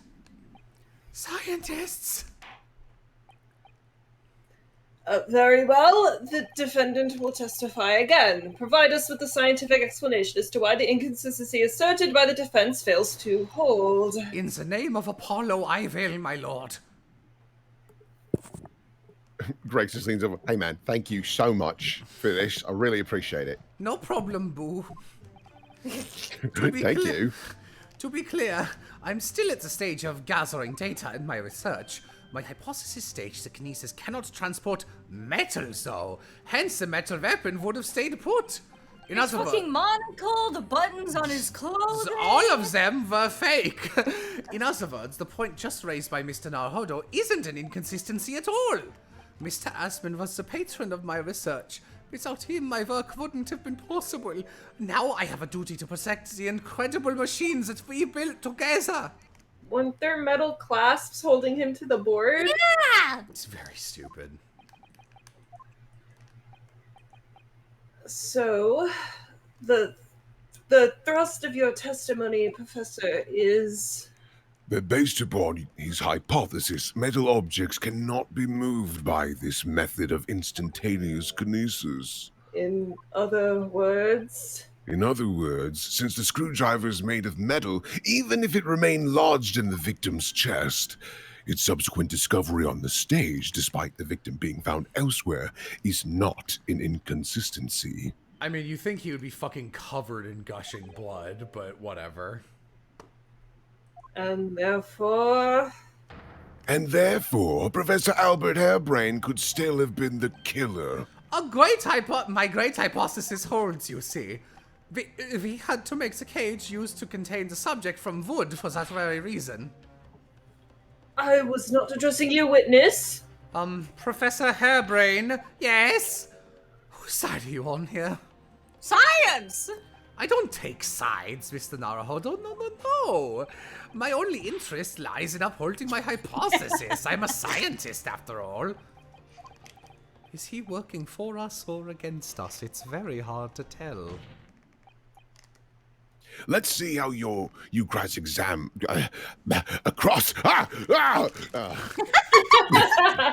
Let's see how you cross-examine this testimony, my Nipponese friend. Yes, fire away, Mr. Naruhodo. Thanks, man. Jesus. Van Zeeks just like sends a messenger bat over to Naruhodo, opens up the piece of paper. Bro, I'm trying my best. Also, do you like me? Yes or no?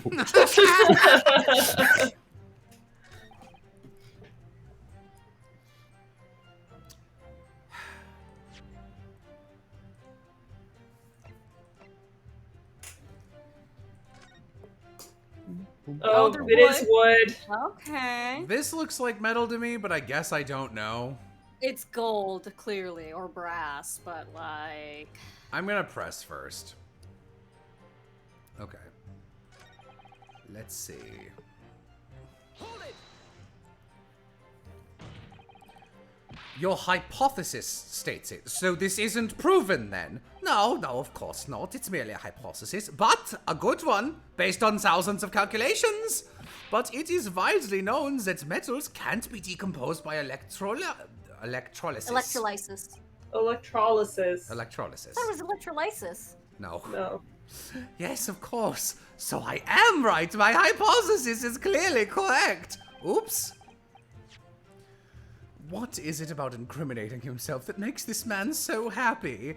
It's the whole reason the birdcage is made of wood, you see. Sorry, Okay, yeah, that is it. No. birdcage? Yes, that's what I call the sea obtusa cage in which Mr. Asman was placed for the kinesis. Okay. That's the judge. Oh, it is, sorry.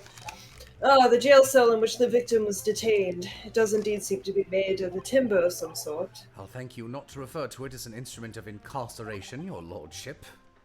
In short, any weapon lodged in the victim when he was beamed away by instantaneous kinesis would have been left behind on the stage if it was made of metal, correct? Yes, that's it! Yes! It all fits perfectly with the mathematical model.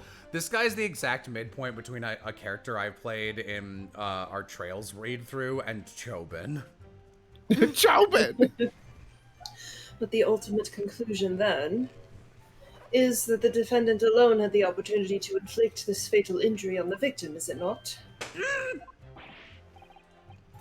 Oh, indeed, sir. Someone beam me out of this nightmare. Where is my beam bat? He's up in the beams. Oh, there he is. Are you safe up there? Yeah, I think it's just that he has metal glasses on. They look metal to me.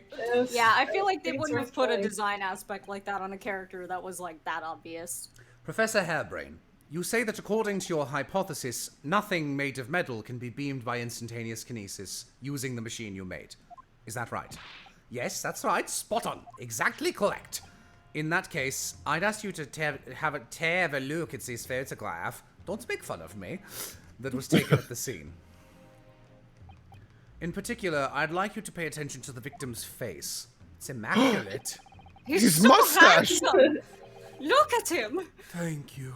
You can clearly see that You can clearly see that Mr. Asman is wearing a pair of spectacles with a metal rim. What? Metal? No, that can't be. Metal? No! We've already established that the proposed murder weapon, the screwdriver, was found on the stage. However, if your hypothesis correctly predicted that outcome, it should have also predicted that the metal-rimmed spectacles would be found in the same place. Ah, my hypothesis! My hypothesis! Professor Harebrain, this isn't easy for me to say, but your hypothesis is clearly flawed. I left. Gregson left. Order! I really like how they rendered the judge's beard in this. I'm looking at it now, and you can see like the brush strokes. It's very nice and soft. Yeah. A cloud. It's a cloud. Counsel, what is the implication of this? If, on the day in question, the alleged instantaneous kinesis never actually took place, then it's entirely possible that the victim was killed somewhere other than on the stage. And in that case, someone other than the defendant could have been the culprit. But my hypothesis is sound. I proved it that day. The experiment was a success. The experiment was proof of all my work. If I could say something here, in my capacity as a fellow of the Royal Society... No, go back to the Quaker Oats box. Very well. Yes, Joe, number 4, go ahead. As a man of science, there's one thing I simply cannot abide. And that's a fraud who pretends to be a fellow man of science! What? Wait, great Scott! Are you suggesting my science is suspect? Yes, it's a bit sus. It's just been disproved, hasn't it? In front of all of us. I like that he's trying to look important, but he's literally... Oh, okay, no, it is doing something. I was gonna say, he's literally just moving juice back and forth from 2 vials. 3. In other words, the whole demonstration was a complete nonsense from start to finish. Believe me, my fellow jurors, when I tell you that this man is a heel, a bounder, and a fraud! I say the wreckage of that machine should be stripped down and thoroughly examined. No, never! That machine is the essence of my entire hypothesis! It's protected by the Special Dispensation for Scientific Equipment Act! What the devil is that blasted act all about, eh? Who made up such a daft rule? I don't like the way this seems to be going. What's the best way for me to help the professor? That is a good question. I mean, probably raise an objection, right? Yeah, what would I don't know. I mean, We'll find out. okay. Professor Harebrain has yet to perfect his invention. That would seem to be the case, yes. But even so... Even so, what? Going to such trouble and expense to create a fake machine to display in public, he would have absolutely no reason to do such a thing. Objection. He had an obvious reason to do exactly that. To kill that fucking dog. For the research grant money. Ah, If the government was foolish enough to have deemed that man's ridiculous notion plausible, he and his conspirators would have received a handsome sum indeed. conspirators? What would be the value of such a grant? £10? It's just one banana. How much could it cost? How much could it cost? You're an order of magnitude out, madam. £500 a year. You're gonna live handsome on that much for years! Can you, mostly because I want to hear it, can you give this girl just a Newfie accent? I don't know if I can. I don't think we could. I don't think it's possible. The Society's noticed an increase in bogus public demonstrations in the field of science recently, and plenty of scientists arguing with each other to get the larger slice of the funding cake. I mean, that's still, this isn't a crime. People's greed is plenty motive enough for murder, I assure you. Why would he murder this dude if he was trying to get a grant? No, I haven't deceived anyone, least of all the government. My hypothesis is sound. The science is sound. Please, you must believe me. Objection. No matter how unbelievable this hypothesis may seem to you, ladies and gentlemen, the fact remains that the victim was transported instantly to the Crystal Tower. Which means that the experiment was a success. Van Zeke's doing his fucking best. Oh, Belloc. And therefore, the only person who could possibly have committed this murder is the accused. Oh, Belloc. Where is this heading? I have no idea. My lord, if I may. Yes, Lord Francis. The prosecution would like to summon new witnesses to the stand. New witnesses. What would be the nature of their involvement? To save his fucking ass. They were spectators of the demonstration at the exhibition who were occupying special seats. Eyewitnesses. Very well, the court grants the prosecution's request. Oh boy, Chad is excited for these two apparently. I wonder if one is Courtney Sith, the coroner. Yeah, maybe. Mayhem. Because there's been a lady I've been seeing on the box, and I'm like, eyes? Who's that? Yeah. I should very much like to hear from eyewitnesses to the incident. The prosecution's stance is clear. This experiment is no pastiche. The accused killed the financier victim there on the public stage before the very eyes of the spectators. Now, my learned friend. Oh, yes. It's time for you to make your own stance clear.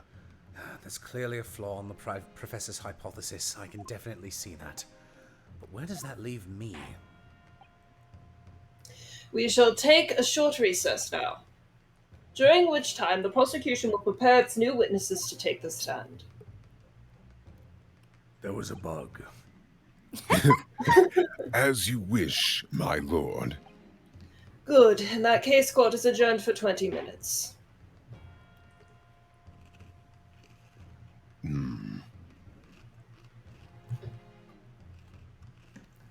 Do.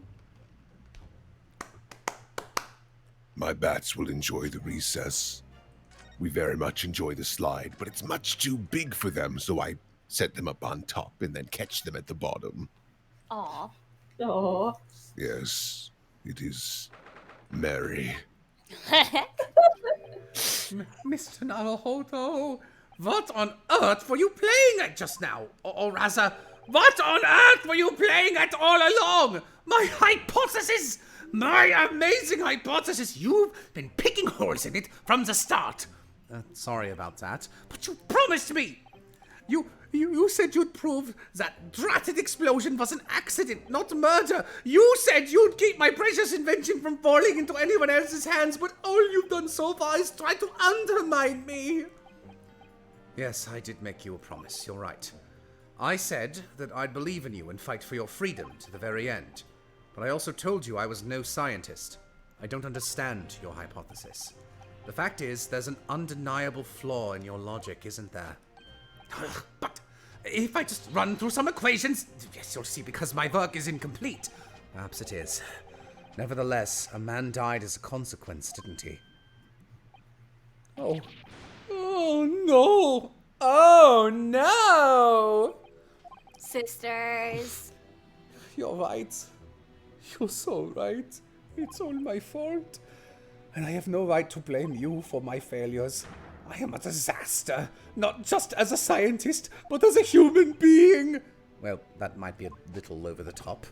And while we're on the subject, what about Barack? He's being awful, claiming his old university friend to be a murderer. Oh, claiming his old university friend to be a murderer, you mean? He's a disaster, not just as a prosecutor, but as a human being. Oh, but no, wait. He's the Reaper, isn't he? Perhaps he's not classified as Homo sapiens anymore? Bro. Glad that's Yeah, he's a vampire now. cleared up. Can I double check something with you? Yes, what? The machine and demonstration you prepared, they were based entirely on your hypothesis, I presume. There was no trickery involved? Fear. I drew the plans for the machines with my very own hands. Every line was painstakingly drawn with the firm belief that science is the only future. So yes, it's true that my hypothesis hasn't reached maturity yet. I think that's just a typo. That's just a typo. Yeah, that's a typo. Hasn't reached maturity. I always have to check because usually it's just like, that's just a weird way British people say things. Hasn't reached maturity yet, but please, Mr. Naruhodo, you must believe in it. All right, Professor, I understand. Counsel, defendant. The prosecution's witnesses are ready to take the stand. Court is about to be in session again. But when you're ready, make your way into the courtroom, please. It's my first day and I'm a little tired. I'm so nervous. Everyone's gonna yell at me. He floated away like a balloon. It all hinges on that demonstration. Yet the professor's hypothesis is as sound as he claims. It leaves him as the only person who could possibly have killed the victim.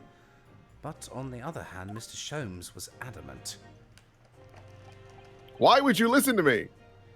A practical implementation, such as was attempted by the professor at the Great Exhibition, is quite impossible. So, really, what should I be trying to prove here? Whatever you want, man. It's a free courtroom.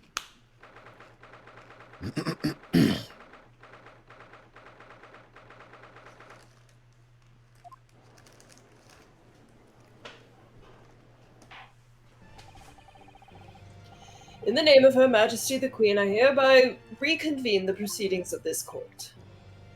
The counsel for the defense and the prosecution, are you ready for the new witnesses to testify? The prosecution is ready, my lord. As is the defense, my lord. Solo von Zeeks. What the fuck? Ah! I believe these next witnesses saw the demonstration on the day in question with their own eyes. Indeed they did, and as luck would have it, one of them is a police detective, so the testimony we are about to hear can be considered highly reliable. Perfect. Oh boy. A detective of all people. Oops, shit, goddammit, fuck. The prosecution's stance remains unchanged. Though it ended in tragedy, the demonstration on the day in question was scientifically sound, and consequently, the sole person with the opportunity to have committed this act of murder Was me. Wait, shit. is the only other individual to have been present on the stage at the time, the accused. Thank you, counsel. The prosecution's position is clear. So bring forth your witnesses now. Bailiff, show the witnesses in. The witnesses whose proximity to the incident on the day in question will clarify the truth unequivocally.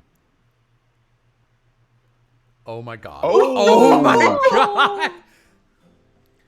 Alright, well, Civ as a character again. Berries and cream.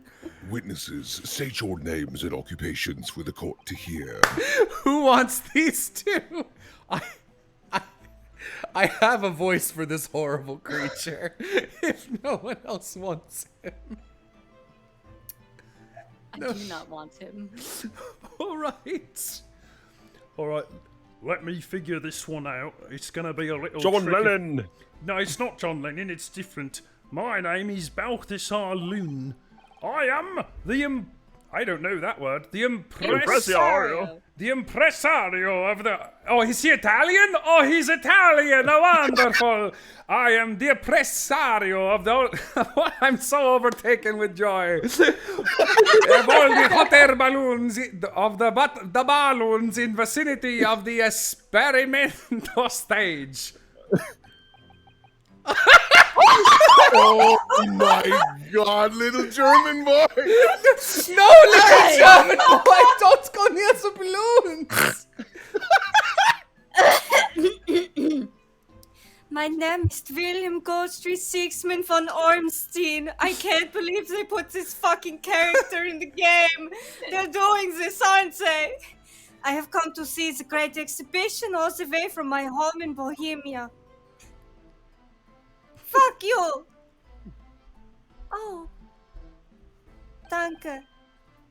Very weird. Inspector Gina Lestrade, Scotland Yard. I'm a great detective, even Sherlock Holmes agrees. I was on security duty at the exhibition, and now I got to go up in one of them balloons. It was amazing. Gina! Again! But she Amy, did... do you want to be Gina? Sure, I'll be Gina. Okay. But she did mention that she'd seen the disaster from up in a balloon, actually, didn't she? And she Little German boy. clearly loved every minute of it. There were 3 balloons flying near the public experimentation stage when the incident occurred. 2 of these witnesses were in one such balloon at the time and saw events unfold from the skies above. Someone in chat, oh my god, it's full of perjury! Oh man, I wasn't expecting to be Italian. Give me a second. It's gonna take a while for this voice. No, you're good, man. John Lennon. You make it sound like they were in the clouds. It was only, I got to get this thing off of my face. It's been stuck to my nose for so long. It was only, he says they're gonna kill me. It was only an altitude of circa 60 feet, very low. Well, you can't see nothing if you fly too high, can ya? 60 feet, about 18 meters then. Thank you for your introductions. Now you will give your formal testimony to the court. Kindly describe exactly what you witnessed, especially those of you who had a vantage point above the stage. I wasn't expecting this many new characters, especially since all of the jury are new to this case. Mm-hmm. It was an incidente terrible. Or as I like to say, a carmine accidenti. I am only grateful that my balloons were not damaged. There's this huge bang from the stage, and then the next second another bang in the sky beside us. And from amidst the smoke, a cage appeared out of nowhere. The cage, it fell from the sky like a stone and crashed into the crystal tower. I didn't get a good look inside the cage, but no one went near it after it crashed into the tower. A most extraordinary collective account, I must say. The smoke of the blunt smoke. The blunt smoking. Could I just clarify something? There's someone in chat. As an Italian, I am so glad I sound nothing like that. What are you? I mean, I committed to the vocal register before I realized he was an Italian. Now I sound like a VeggieTales extra. There's a detail in the witness's testimony that I've not heard any mention of until now. Specifically that there were 2 explosions? More precisely, 2 explosions in 2 separate, they weren't in the same, but not around. When the demonstration began, the balloon carrying the 2 witnesses was around here. There were other balloons in the air nearby at the time carrying other passengers as well, to be clear. Bonk. Then, as power was supplied to the machine for the demonstration, the first explosion occurred. The so-called bird cage that contained the victim disappeared from the stage, and a moment later, the second explosion occurred directly adjacent to the balloon carrying the witnesses. Bonk. The birdcage appeared at the site of the explosion, subsequently to plummet down into the crystal tower.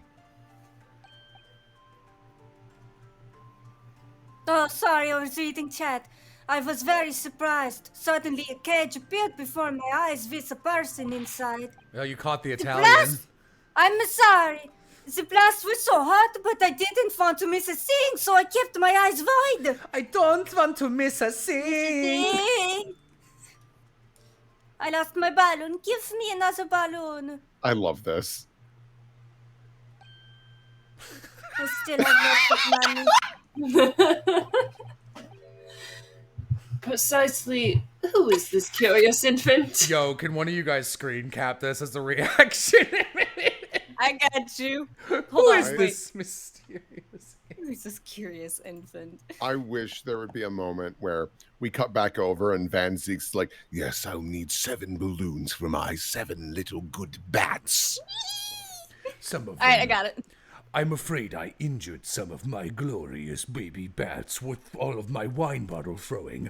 I must now give them a way to fly while they are on the mend. Yeah, thank you.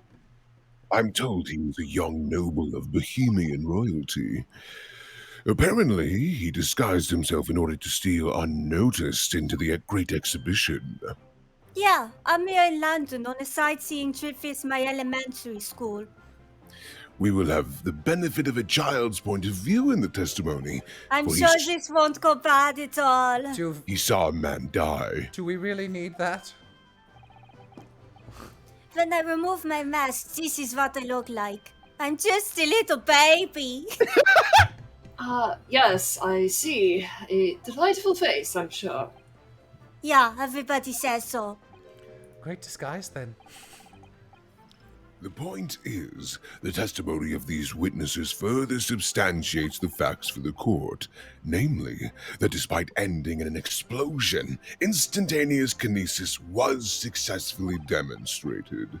And furthermore, that until the arrival of the police, no one approached the Crystal Tower where the victim fell. Therefore, only the accused, who was with Mr. Asman on the stage, could have possibly committed the murder. Yes, thank you, counsel. The prosecution's views on the matter are quite clear. Thank you for the raid surprise round. Thank you. So the defense's cross-examination now, please. Yes, my lord.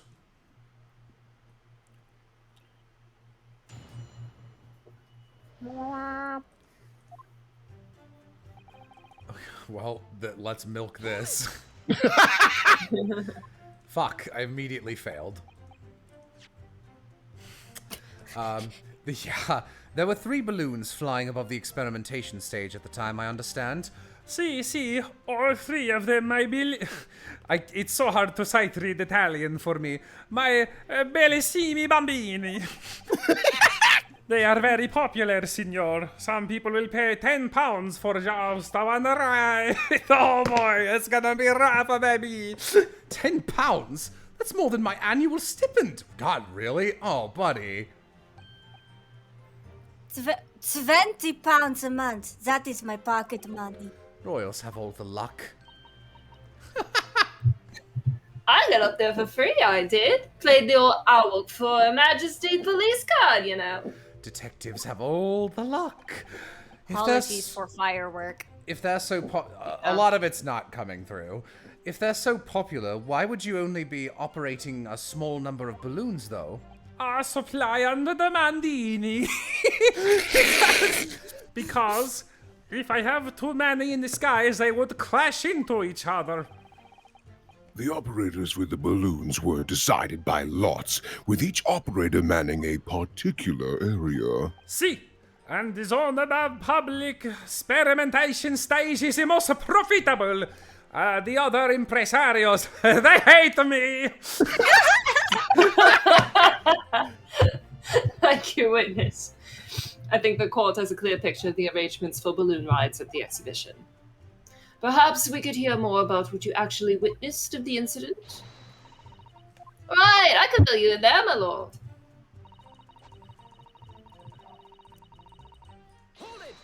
There was a huge bang. So you actually saw the accident happen from up in the air? See. Yeah, in the maze though, what a detective gets to do, huh? I'm telling you, Odo, being alive is a mug's game. You should join the force and we can go flying together.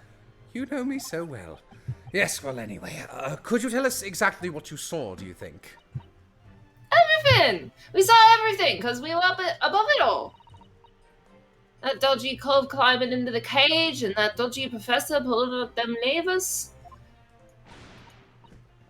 And that's when it happened! That's when there was a massive bang, and the cage disappeared just like that! You are describing the moment the subject's body was decomposed by the electricity, I believe. I don't know what to make of it. Well, then there was another bang right in the ear! I looked round and there was a huge great fireball right next to us in the sky, and there was nothing there before. My God. Excuse me. Excuse me. Master Gotts, does your memory of the day differ? My teacher at elementary school said that when you meet someone for the first time, you should always use their full name. Yes, what was it again? Wilhelm Gottfried Sigismund Ornstein. My favorite Legend of the Galactic Heroes character. Just the full names, then. The point is, do you have something to say? Something to add in response to Detective Gina Lestrade's last remark, perhaps? Oh, get it right, Odo. It's Inspector Lestrade. Why does everyone have a problem with how I address them at the moment? That is not what I saw. Oh?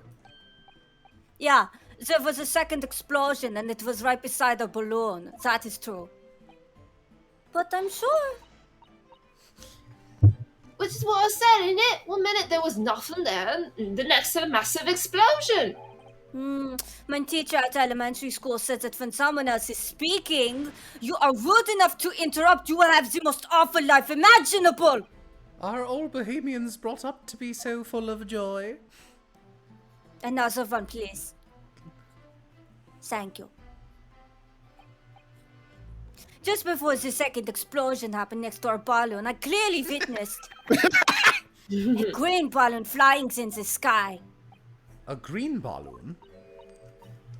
Oh, you what? I never saw nothing like that.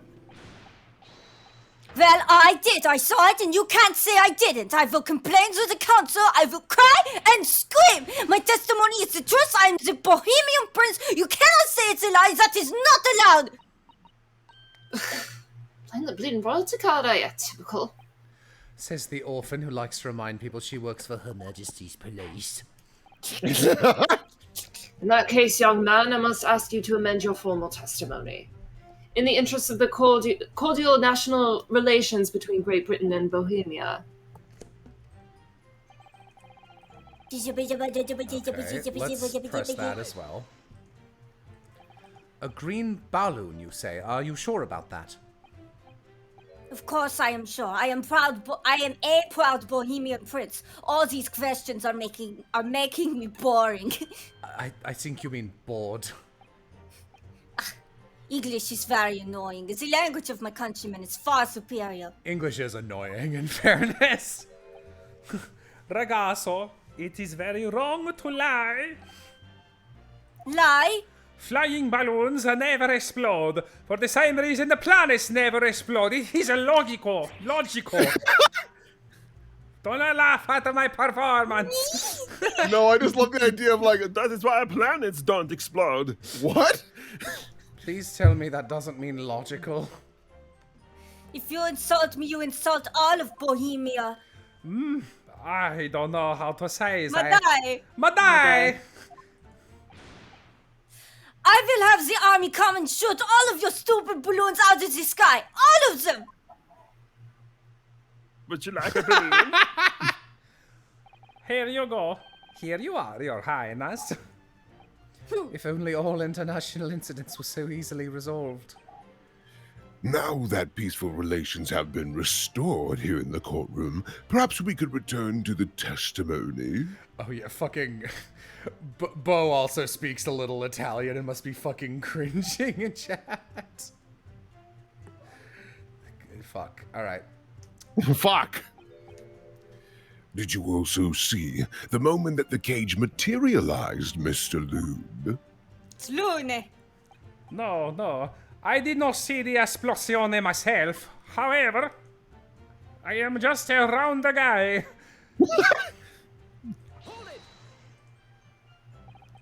Did you see that actually happen? No, in reality I did not. I saw after it hit the tower. There was a grande confusion there on the stage. I ran to see what had happened. I was terrorized by the idea that one of my balloons had crashed. Really missed the opportunity to make this guy Columbo. I suppose they are his livelihood. But when I looked up to the sky, all of my precious balloons were still there. I saw it there. I saw it slammed to the tower. After all, I'm a detective now. Then tell us what you saw, Inspector Lestrade. That's what I like to hear. So, I closed my eyes and I missed all of it. Okay. Was it you who gave the order to keep people away? Use your head, Odo. How could it have been me? I was up in the balloon, wasn't I? Right. So, because I weren't available, it was the boss who had to leg it over there. He was getting shoved and kicked all over the place and panicking the spectators as he tried to seal off the scene. It was a real sight to behold, I can tell you. Amazing! Poor Inspector Gregson. So anyway, I couldn't see the cage that well because of all the smoke. I didn't really want to see, to be honest. I was scared out of my wits. Keep it together, Inspector. The prosecution really is asserting that the demonstration was genuine, but what if it actually was some kind of switch-around trick instead? That would mean the victim was never actually on the stage in the first place. The 2 explosions would have thrown everyone watching into a panic for sure. I think I need to find out more about what exactly people saw at the time. Good pronunciation on sword. I've been trying multiple times, and like it has to be a very conscious decision. It's really hard. Yeah. Okay, so it's probably this, but I don't really know what I. No, Oh, it's the green fabric. The green fabric you got. Oh, do we have that in our fucking... Oh! Yep. Okay. Yeah, we had that. Well, yeah, so... I am a veggie tail. Please keep just a little baby. Keep pressing this one and I make a million smackaroo. The ceiling of the courtroom is just like boom, boom, boom, boom. Do we have that? Oh, we do. All right. No, yeah, that's not a contradiction. Oh. I don't know what to do next. It would have to be... Didn't he say it was impossible for them to explode? This guy... Okay. Yeah. Okay. Not yet. I kind of just want to look it up for expediency's sake. Okay, strategy wiki. Ace Attorney. What is this one called? Great. Here, I'll be right back. I just want to get a snack super fast. Yeah. Aloha, when did you get here? No. Yeah. Okay.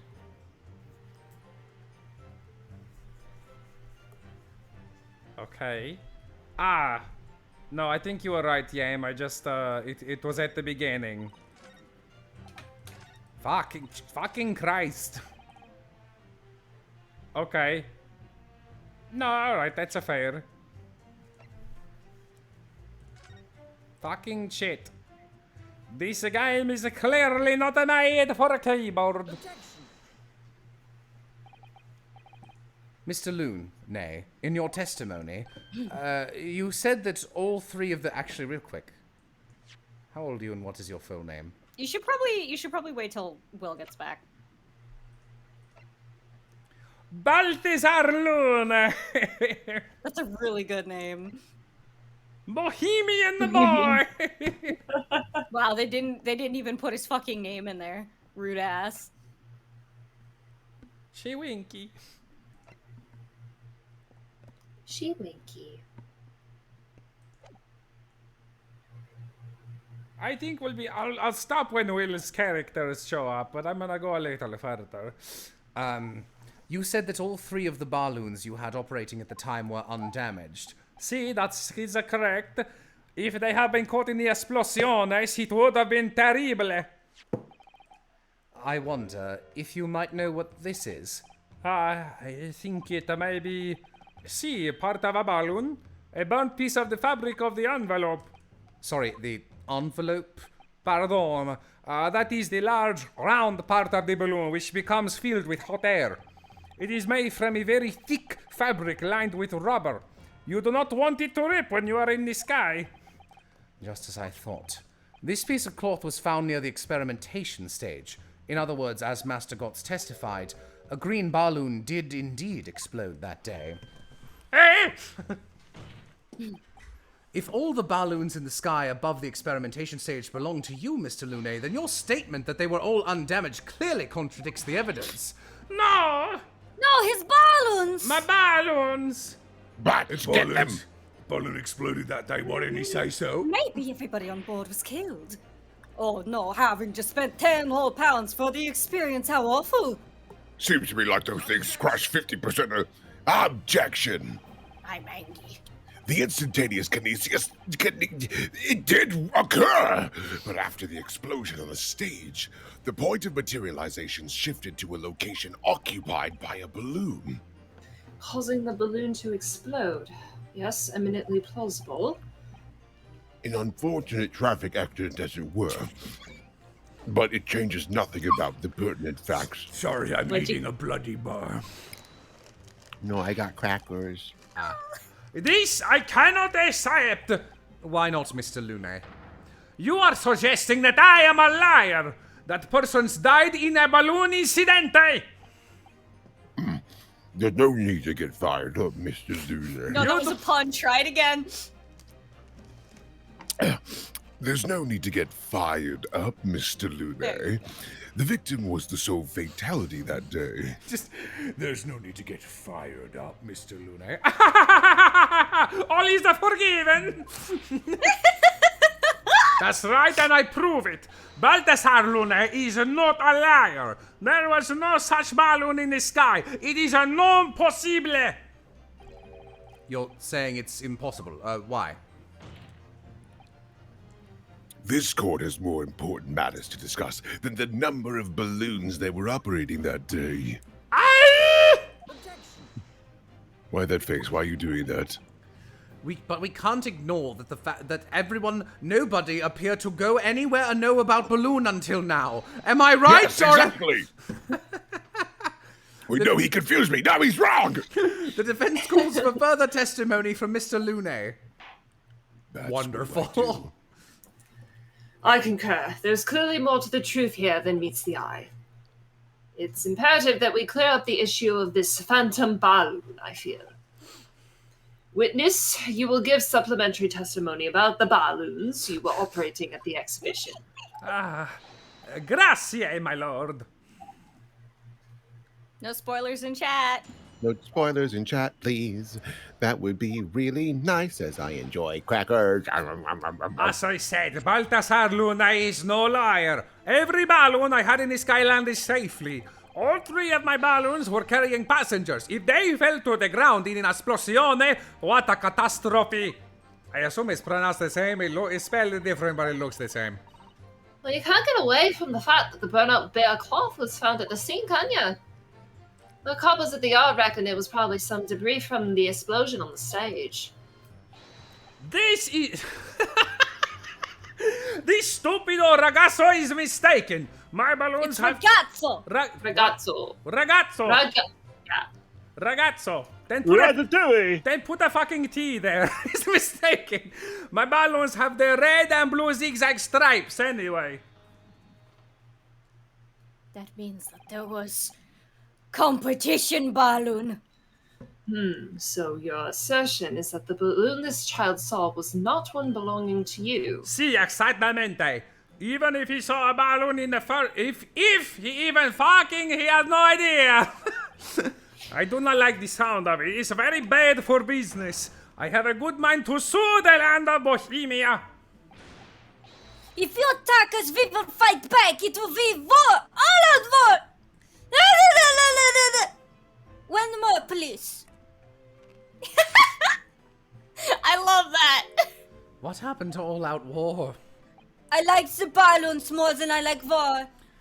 You'll make a fine prince. Mr. Lune certainly doesn't appear to be lying, but that doesn't change the fact that the testimony and evidence are contradictory here. If the defense is unable to find fault with the witness's statements, the court must consider them the truth. Think long and hard on that, my learned friend. The situation has clearly changed now. I have crackers in my mouth now. I have to get to the bottom of what happened here, no matter what it takes. Counsel, you may now cross-examine the witnesses.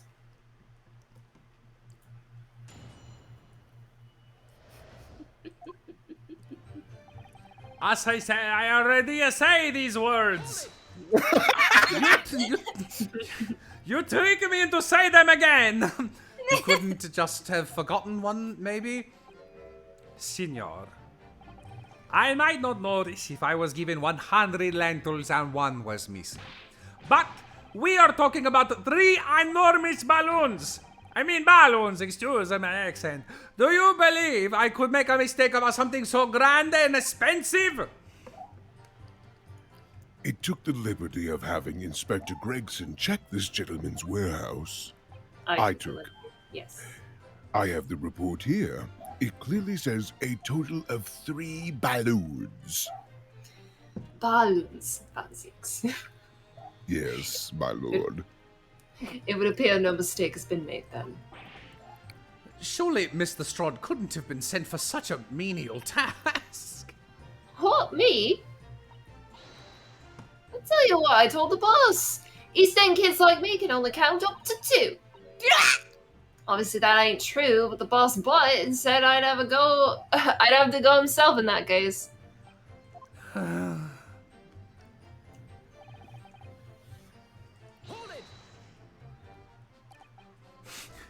It would be quite a catastrophe if they fell to the ground for any reason, I should think. On that note, Mr. Lune, tell me, what is it that keeps these balloons in the sky? You mean the balloons? Are you an idiota? Sorry? That is like asking, why does a candle burn bright? It burns bright because it burns bright, and a balloon flies because it flies. What else? That must be Italian for I don't know. I would hope he knows. There are 2 types of flying balloons, hot air balloons and gas balloons. Hot air balloons work on the principle of hot air being less dense than cold air. I like to imagine every time he says balloons, he does like a little toe raise and stands on his tippy toes for a second.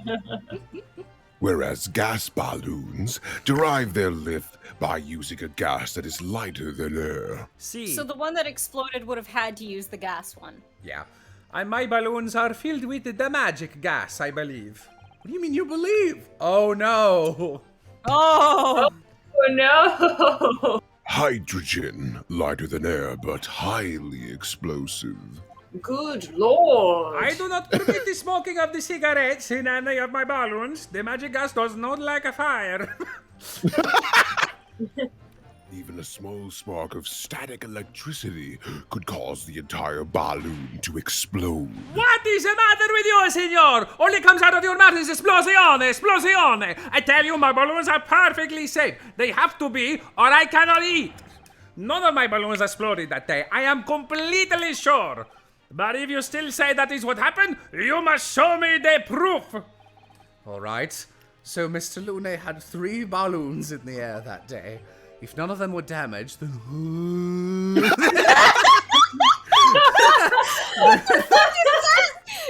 Ryunosuke making cat stinky face. This pose doesn't usually stick on this frame. Then what was the one that exploded?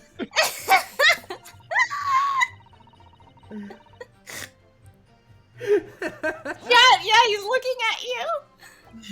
I was surprised to find the piece of fabric still at the scene, actually.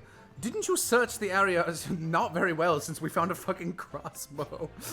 Didn't you search the area surrounding the stage for clues? Nah, I'm not into picking stuff up off the ground, me. Always works out that way. Always works out way better diving into people's pockets instead.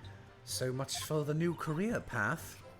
Mind you, the boss was on his hands and knees picking up all kinds of rubbish from the floor, man. I think I'm doing my best. Gina's the hardest character in this game to sight read. It's a fucking nightmare. It's brutal. If they had just written her dialogue completely straight, it would have been fucking easy as hell to read her. But because they go out of their way to fuck things up and like...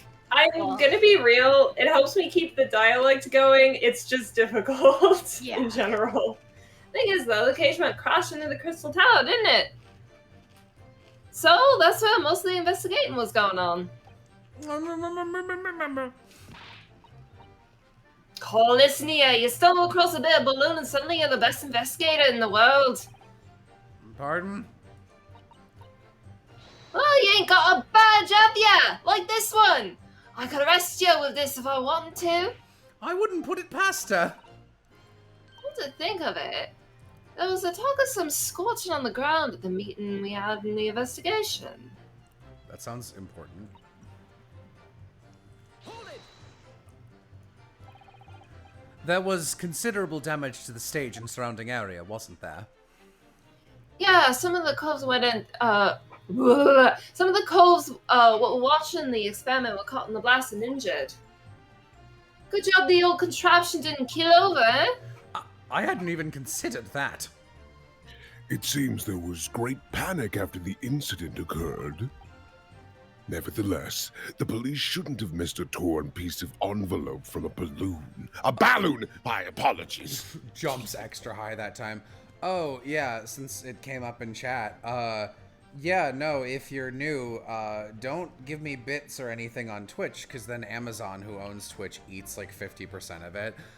What you should do is go over to my Patreon, which I just revamped literally today with new tiers and new reward shit, and a lot of good ones. We're gonna upload a fuck ton of stuff this week, so just go there and give me money there, and then you actually get things. Mm-hmm. All right.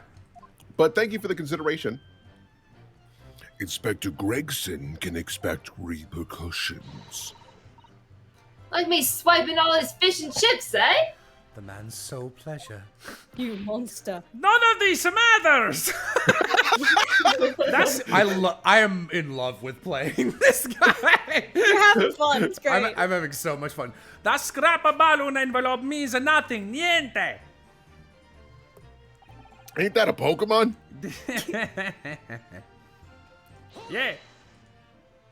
Someone in chat. ACAB, all cops are balloons. You mean the color is wrong? Si, senor. I do not have any green balloons in my warehouse. And yet a piece of green cloth was found at the scene, and it's unmistakably from a balloon. Well, I do not know how that can be. For the sake of argument, let's say that a green balloon did explode above the stage. The stage. You couldn't therefore conclude that it happened on the day in question. Why not? Because that would be very inconvenient for my testimony. You're not There have testifying. Wait, looks at hand. It's testifying, dumbass. No! Ah! There have been recreational balloon flights over Hyde Park operating from before the Great Exhibition. One could have exploded on some earlier date. Unfortunate, as I'm sure you'd agree. I feel like we'd be able to verify that didn't happen very easily. No. You believe it may have been from some earlier balloon accident that predates the exhibition? Si, exactamente. As the senor says, it is not from one of my balloons. Clearly, this little Ragoso from Bohemia. Oh, fuck, he's so angry. Let's hear what he has to say. I'm so angry. Is something wrong? Okay. It's Master Wilhelm Gottfried Sigismund Ornstein. It was on the tip of my tongue. Yeah, something is very wrong. I know what I saw.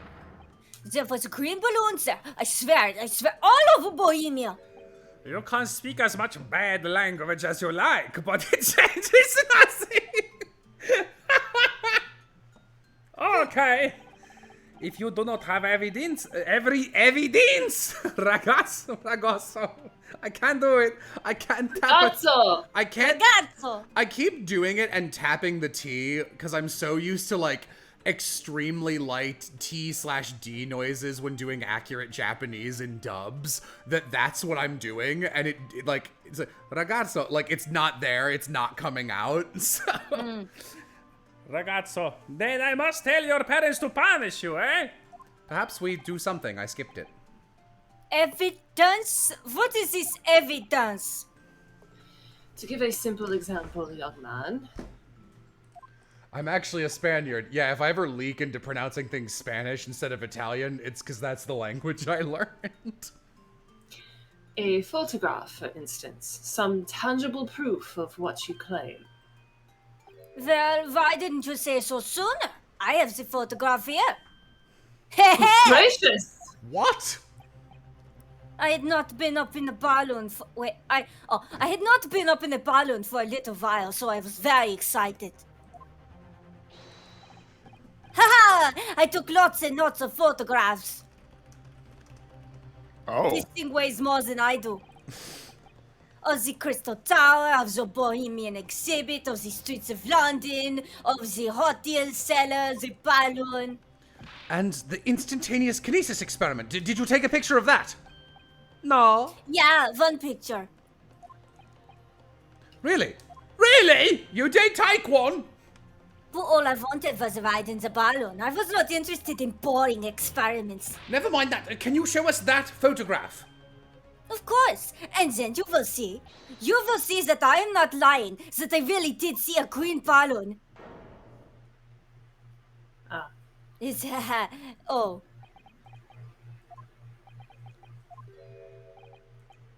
Well, I see you're all too shocked to speak. Yes, I think shocked is indeed the word, young man. Yeah, perhaps you cannot see that it was a green balloon from this photograph, but that is not my fault! That is the fault of the stupid person who made the camera!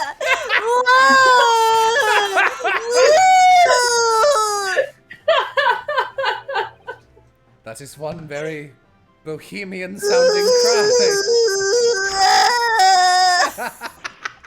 Whoa! Very well. The court will accept this photograph as evidence. Very funny localization. Cries in Bohemian. It actually sounds like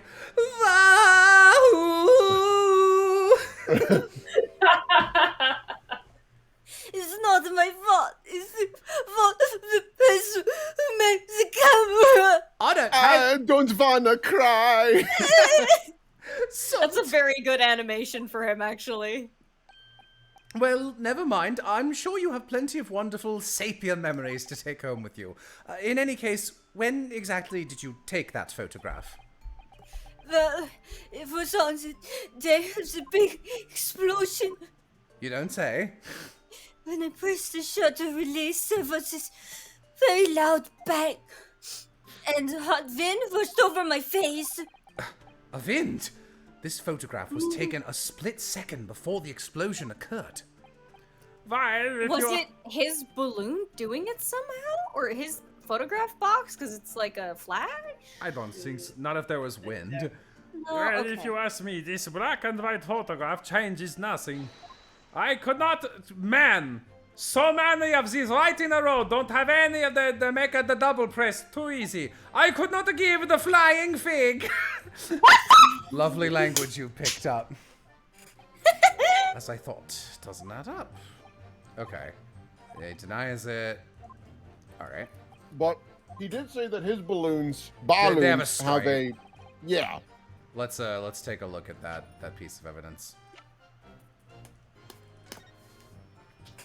Oh, I'm sure there's That's- gonna be treats. That's an arrow or Oh. something. It has a There's- crossbow bolt or There's a something. fucking yeah. There's nobody in this one. Oh my god. Did he get teleported the split second that the crossbow bolt went off? It went through No. him into the balloon? No. You can still see him Oh, in yeah. the thing. So no, that thing is aiming for the balloon. I think what Aw. happened is this is a wax figure. This thing exploded and the wax figure melted. His dead body is in the balloon. They popped this and Ah. he fell down. Yeah. Yeah. Yep. That sounds about right. Okay. Kind of crazy no one noticed this balloon pop. That I don't know. Like we saw a video. Like there was like a cutscene when like the thing was going off, and he was like wiggling around. He's a really good wax figure. Okay. There we go. You ate your crackers too fast. No. Really? Fuck. Alright, I look it up because we go for a longer time and I'm enjoying just a reading. Okay. Hee-hoo. What? Oh no, that's okay. I'm 1 step ahead. Oh no. Cause aren't I always? I made the bada boopy.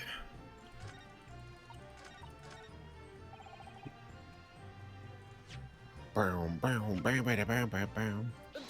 It's because there's no passenger in the balloon. Unfortunately, the photograph Master Gotts took can't tell us about the color of the balloon, but it can tell us something else, something crucially important. What? It shows that the pictured balloon, and the balloon as well, wasn't carrying any passengers. Oh my goodness, you're right! But surely all the balloons would have been carrying passengers. There would be no sense in it otherwise. See, they are for pleasure, for seeing the view. My balloons only fly with passengers. Which tells us that the pictured balloon, and the balloon as well, isn't one of them. So when the incident occurred that day, there was a fourth balloon in the skies over the experimentation stage. The mysterious green balloon. I know nothing, niente. I can only tell you one thing. If this balloon was not carrying passengers, then it was no one of mine. What's going on with your hat? That's my tumor. There are legal tradesmen everywhere you care to look. Clearly one such entrepreneur decided to capitalize on the opportunity presented by the great exhibition. To fly an empty balloon? What's his endgame there, Venzeeks? And managed to operate balloon flights on Mr. Lune's patch without him realizing. See, the competition is trying to steal my profits. I did not know this because of the experimento. It's hard to do with a cracker in my mouth. They were wrong on this stage. Man, this voice really gets well. The little kids, they give me not money but crackers, so I keep on eating. These are not real coins, they are little biscuits. I love them. Listen, silly voices always make me laugh. This fourth balloon exploded at the very same moment Mr. Osmond was beamed from the stage below. Why, so them scraps that fell to the ground after and left them scorch marks. They didn't come from the stage at all. It was basically the balloon raining down. You sound a little drunk. Because no one was in it. It didn't get no attention. But it was an exploding balloon! A mysterious fourth balloon carrying no passengers silently floating over the experimentation stage. Objection. This photograph shows us nothing more. A stray balloon carrying no one and operated by some rogue trader. Clearly it has nothing to do with the case. Its relevance does elude me, I must say. Yeah, Van Zeeks must be fucking pissed because he's sitting here like, this has nothing to do with it. The court has seen sufficient evidence and heard ample testimony already. Chat. Homestar Runner, but Italian. Homestar. Ah, this is gonna so delicioso, gonna roast up a good and a plenty, a dark and a lovely, a bit about and a beyond. I can't believe I'm still being eaten. The prosecution calls for this trial to be concluded. Wow, for once they don't give a shit. Really? Have we got to the truth yet? No, I can't let this opportunity slip away. The jurors' minds are made up and not in our favor. What else can this photograph tell us? Is there There is more. Yeah, I mean, you'd think there would be. I mean, can't you point out the bolt? Yeah. Objection. Hey. Ladies and gentlemen of the jury, wait. Please don't. Ladies and in today's episode, the part of Ryunosuke Naruhodo will be played by Michael Cera. Michael Cera, yeah! Ladies and gentlemen of the jury, wait. Please, don't give your decisions yet. Just look at it can't be true.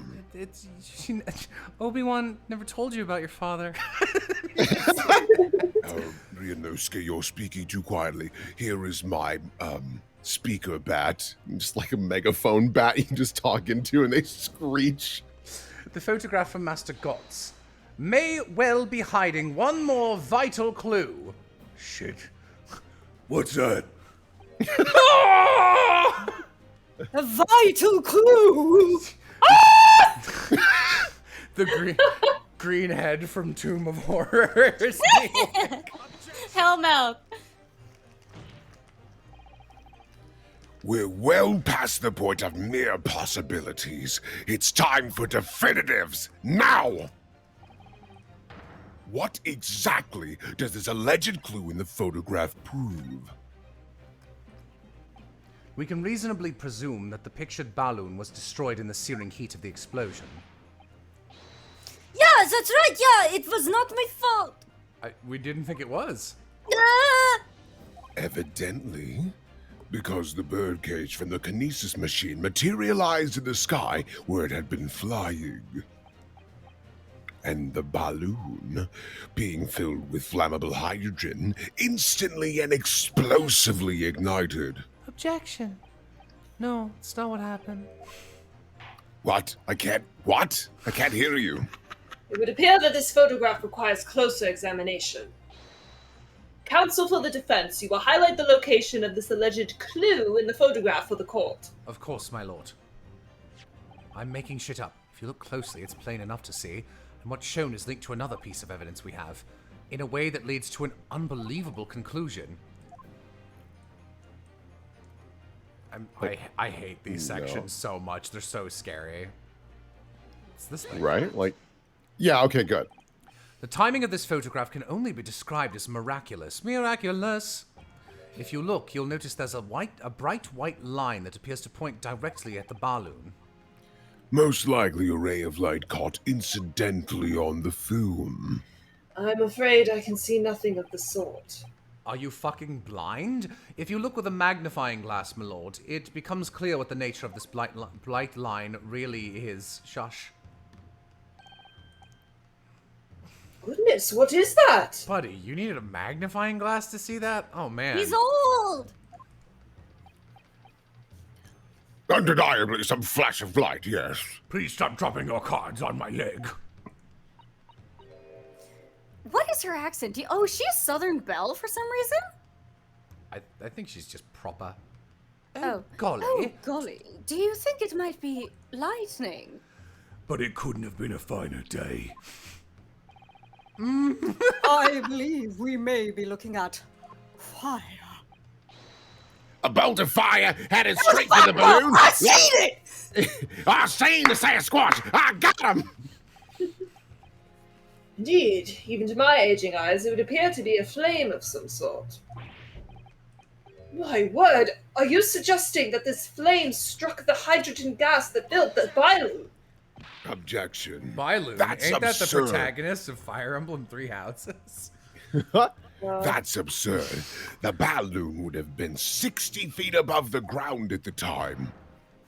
No flame could possibly have reached such a height. Actually, it's my opinion that a particular piece of evidence found at the scene reveals how that is exactly what did happen. What evidence? If such evidence exists, Counsel, then for goodness sake present it, man! What evidence explains this mysterious streak of flame that appears to be headed directly for the balloon? So My armband can be used like a slingshot. Okay. I'm afraid I might need to, like, open this again, or it won't count it. Yeah, fair.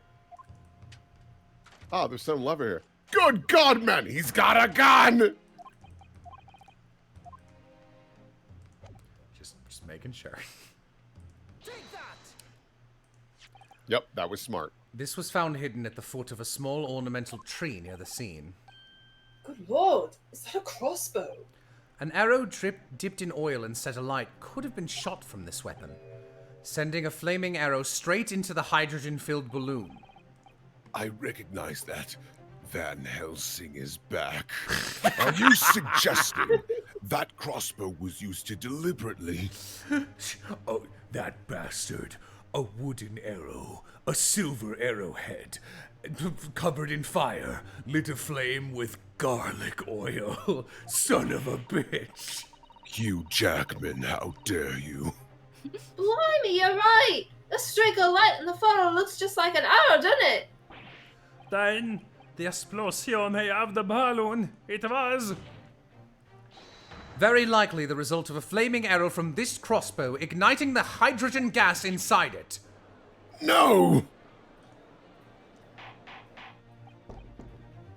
Order! Order! Council, this is an extraordinary something! It is! If the aim was to cause the balloon to explode, the shooter could what? have used a gun, of course. The balloon. However, there's an obvious raison why that would have been out of the question. The noise of the discharge. Of course. That's right. By using crossbow, to be honest, I think you probably could have gotten away with firing a gun. Like, it would have, that shit has to be loud during a science exhibition with 1 million people. The projectile could be fired at the balloon silently. Crossbow's still a better idea, I'm just saying. Yeah. Well, yeah, if someone had shot the gun off in the exhibition grounds, it would have caused a real panic. But with the big esplosione, there was a very big panic anyway, no? I don't like this. I should be pleased to have found a plausible new explanation for all this, but somehow something feels wrong. Objection. Do you understand the implications of what you're saying, my Nipponese friend? If a flaming arrow did indeed hit the balloon and the balloon, then obviously it would have exploded. And if the birdcage appeared from the cloud of smoke that ensued. Wait a minute. What are you really saying here? I don't get it. Well, was the birdcage beamed up into the sky after all, or what? Oh, goodness me! Now I understand. That's what that sinking feeling is about. I think there's a good chance that the birdcage was actually concealed inside the balloon all along. What? Did I just hear that correctly, Council? There's no going back now. The horse is bolted. Oh, in the balloon part. That's not where I would have put it. Well, I mean, there was no one in the basket, so... I mean, we couldn't fully see the bottom of the basket in that photograph. I was assuming it was just lying down, but yeah. But it was still strapped to a board, so so I don't know if it even fit in the basket, right? Like, you can't just lay down on a... I don't know, it has to be fairly sizable. It's just fucking insane that you would do. Also, I love that, like, if this is the plan, then they would have just been like, all right, we're gonna set this balloon totally free with no pilot and hope it drifts over the Crystal Tower at the exact moment. Get ready. Let's assume, as I said, that the birdcage was hidden inside the green balloon from the start. On stage, when the experiments were started, the birdcage and the instantaneous kinesis machine disappeared in a cloud of smoke. At that moment, the flaming arrow was fired from the ground, the below part, causing the green... Yes, I'm familiar. I have stood. Causing the green balloon to explode and drawing the attention of the spectators to the sky above their heads. Ah! Fuck! From amid the smoke, the hidden birdcage then appeared to fall down and crash into the Crystal Tower. I think you will all agree it's entirely plausible that what I've just described is the real truth behind the miraculous experiment carried out that day. This... good grief. Oh, he's on a little box! Yeah! This is ludicrous. What you've described is no science experiment. It's child's play. A contemptible display of stage magic. Shit. Both Mr. Sholmes and Iris said that the experiment was a scientific impossibility, in which case this is the only way to explain what happened that day. And in any case, the victim's body was found inside the birdcage in the Crystal Tower. If the instantaneous kinesis didn't take place, how do you explain that? They put the body in the balloon, and then when the forensics guys got there, they removed the fake body, which was hidden inside the place we weren't allowed to touch.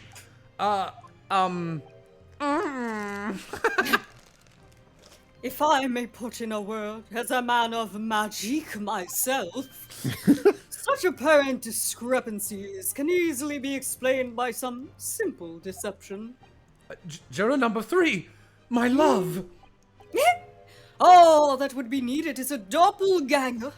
little German boy, someone who looked very similar to the victim, Mr. Asman. And having this other man appear on the stage to front the show as a body double. Yes, of course.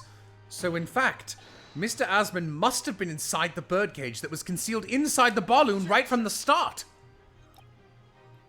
That balloon would have been filled with hydrogen. Anything hidden inside it would have been scattered to the four winds when it exploded. No one would ever have embarked on such a risky venture. Not necessarily. The explosive force of the balloon gas would very much depend upon the mixture ratio. Juror number 4, my side piece.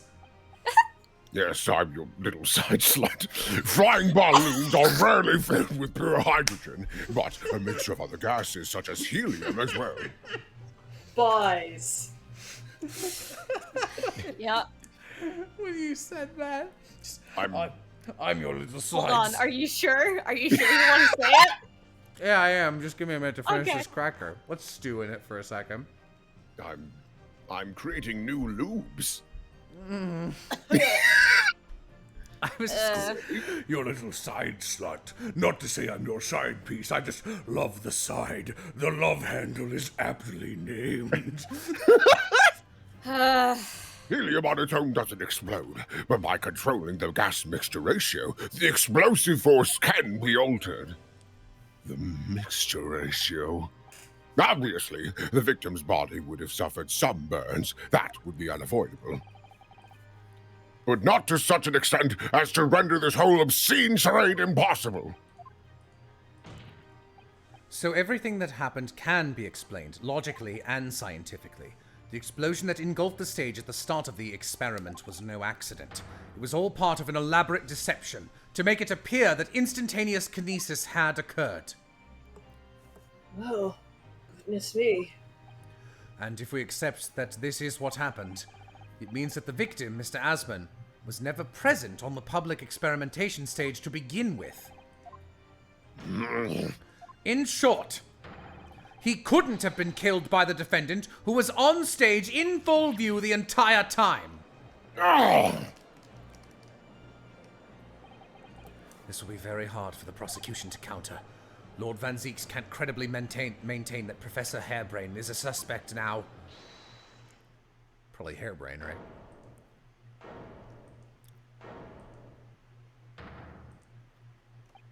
Mr. Naruhodo, I appreciate your efforts. Thank you. Professor, but you can stop now. Just keep your mouth shut, please. Sorry? What's all this about, Mr. Hairbrain? I, Albert Hairbrain, hereby confess that it was me who stabbed Mr. Odi Asman. Yes, it was me, with my faithful friend and partner, Andrew the Screwdriver. What are you doing? He's that, focused on his hypothesis? Jesus, my guy. Order! Order! Order! Defendant, explain this sudden confession. Objection! Professor Hairbrain, what are you talking about? It's what I've said all along. I must protect my hypothesis and my precious machine.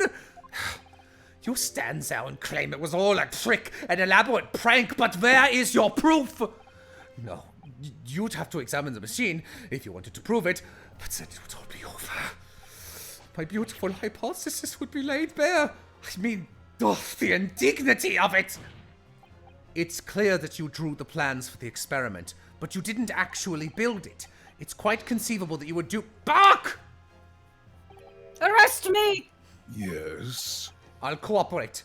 I'll do whatever you say, I swear it. So, please, ensure the Special Dispensation for Scientific Equipment Act is adhered to and protect my creation. No. Don't mind me, I'm just going to have a little sip. I've been working very hard today. Check something at my door. Pray, forgive the discourtesy of filling my hallowed chalice at this critical juncture. Alright. Yes, this is a good one. Here's to my learned Nipponese friend. And his upcoming attempt to clarify the defense's position in the light of the accused's confession. Do you intend to formally assert that the experiment was nothing more than a conjuring trick? Because the moment you do, the Special Dispensation for Scientific Equipment Act that protects the professor's invention will cease to apply. The prosecution will then demand a rigorous examination of the machinery involved in order to establish the truth. Yeah, fuck this guy. However, if you acknowledge that the machine is genuine and instrumental in the victim's murder, any chance of investigating will be crushed, and the confidentiality of the professor's hypothesis preserved. Well, counsel, what is the defense's official position on this matter? Let me save scum. The defense would like to say, my defendant is a fucking idiot. Professor Hairbrain, my client, actually asked of me was to prove that the explosion on stage was an accident to protect the secrecy of his hypothesis. But there's no way to do that without implying the professor's guilt. Do I protect my client's life by asserting his innocence? Or do I uphold my client's request but see him condemned? Either way, I can't avoid betraying his trust.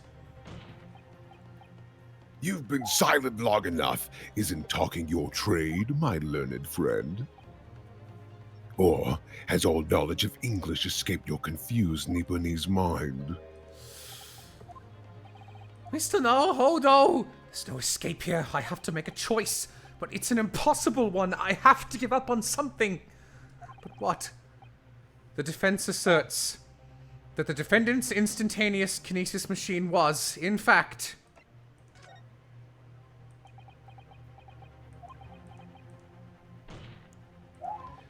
ugh! No, I can't say it. My client placed his faith in me. I can't just let him down. Maybe Kazuma? What must I give up on is not the question you have to ask yourself here. It's what can I protect? Oh, hello. Oh. Secret! Magic! Iris, she smuggled me in. Hello again, Mr. Naruhodo. It's been far too long. Susanoo-san! But what are you— oh, fuck! Ah! My first Susanoo takedown in 6 months. There'll be time to talk later, Mr. Naruhodo.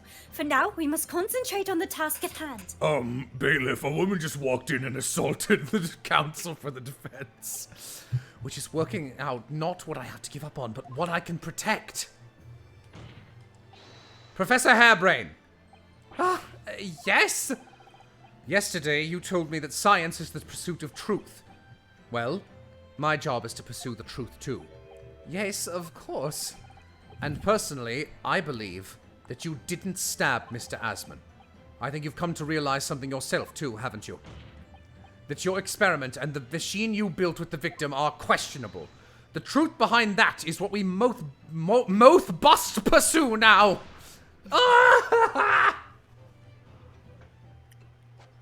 Oops. So, you finally opened your eyes. What? And as for you, Albert, you can't ignore this any longer. Having heard my learned friend's assertion, don't you have something to say? Perrock? Lord Van Zeeks. Gosh, I've never heard him speak that way before. In truth, there's a little trisket in my biscuit. There's one thing. Something I've remembered that's of relevance. What? On the day it happened, just before I began the experiment, I saw a man near the stage. A man holding that crossbow. Bro! I beg your pardon. Professor! Did the man have any distinguishing features? What did he look like? Well, he had a crossbow. Tall.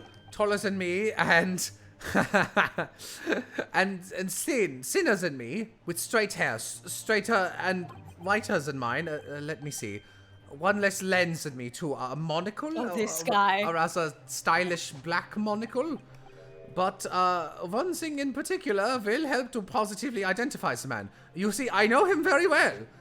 After all, he's the engineer who built my invention. What? He built the machine. I'm harebrained. That's right. Mr. Asman introduced him to me a year ago. He's a man by the name of Enoch Drebber. Enoch? Drebber? Does this name mean something? Members of the jury seem flustered. Not a name any scientist wishes to hear. The man's an abomination. Not a name any conjurer wishes to hear either. Who on earth is he? I'm afraid this isn't the first tale of this nature that I've heard in scientific circles in connection with that name. There's talk of other flamboyant experiments that turn out to be nothing but stage trickery in the end. Obviously, the rascal is after the government's research grant money. When magicians are in need of money, I have heard of them resorting to these underhand tactics. Some acquaintances of mine with experience of such things have mentioned Enoch Drebber's name before. The man is both an engineer and a magician. Yes, we're dealing with an unparalleled confidence trickster here. That's Enoch Drebber for you.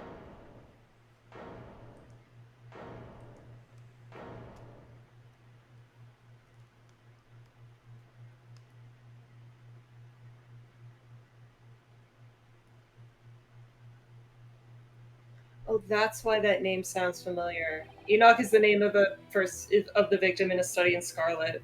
Mm-hmm. So it's true then.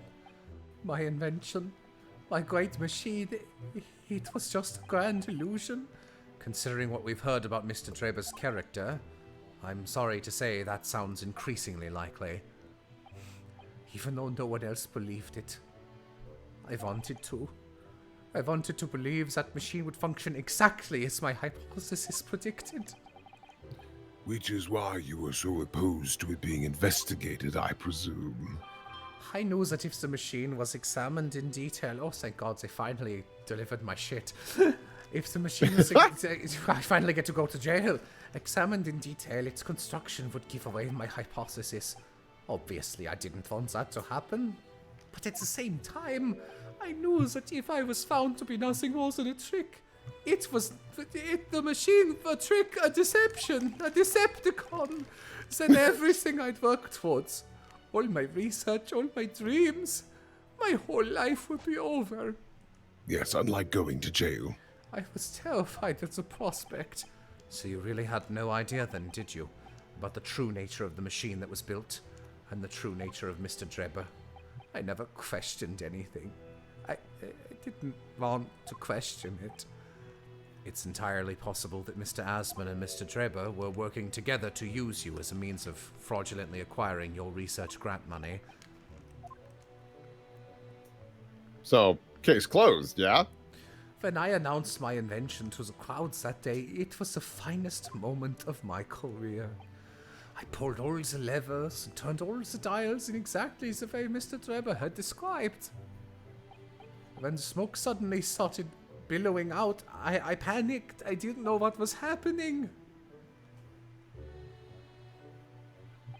But I really don't know how the whole illusion was made to work. I don't know anything more.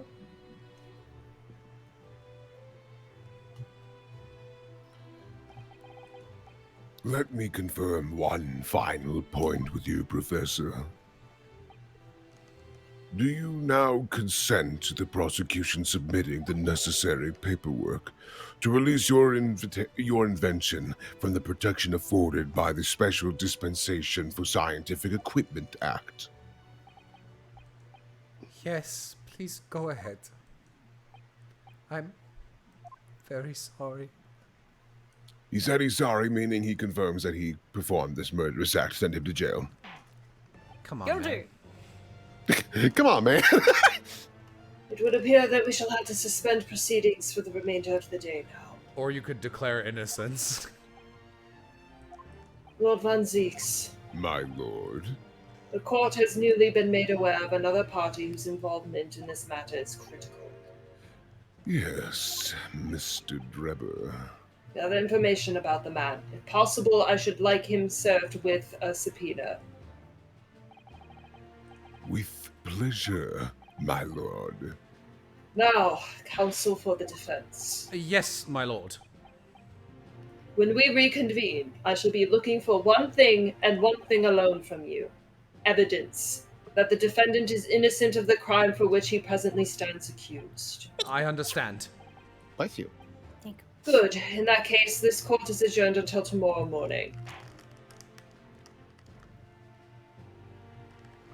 Let me get my subpoena back. Subpoena back? Yes. Yes, go. Free. Be free. And think about where you want to go for dinner tonight. Mr. No. Yes? I'm so sorry. I was wrong. You were right. I tricked you. You trusted me. I dragged you into my mess. Oh, did it ever come to this? I'm so latido sorry. Did you really have no idea, Professor, about what Mr. Drebber was really up to? I mean, about what he was really constructing? Naturally! You saw how dumb I am? So that machine was the embodiment of my hypothesis, of all my hopes and dreams. I had complete faith in it. Alright, in that case, I won't say any more. Now, sadly, the murder accusation against you still stands, so we must do as much investigation as we can before the trial resumes tomorrow. Well, thank you for doing so much for me. Okay, Yeah, no bye. kidding. You always. Hello. Yay! I'm so sorry. Yes, I am. I'm so sorry for arriving late this morning, Mr. Naruhodo. Arriving late? Didn't you receive my postcard? I wanted to let you know when I'd arrived. Postcard? What postcard? I hid it from you, Bruno, so it would be a surprise. You fucker! Well, did it work? I was surprised, all right, especially when she threw me to the ground. Oh dear. I'm so sorry. I was just so happy to see you again that it sort of slipped out. Maybe we should stick to more traditional displays of emotion in the future. Susie's train was late into London Victoria this morning, you see, but we made the coachman really whip the horses hard so she didn't miss the whole trial. Cool. I was watching from the gallery for a while, but I missed the rest of that. That's okay. But in the end, I'm afraid I couldn't contain myself. Well, I'm glad you didn't. Oh!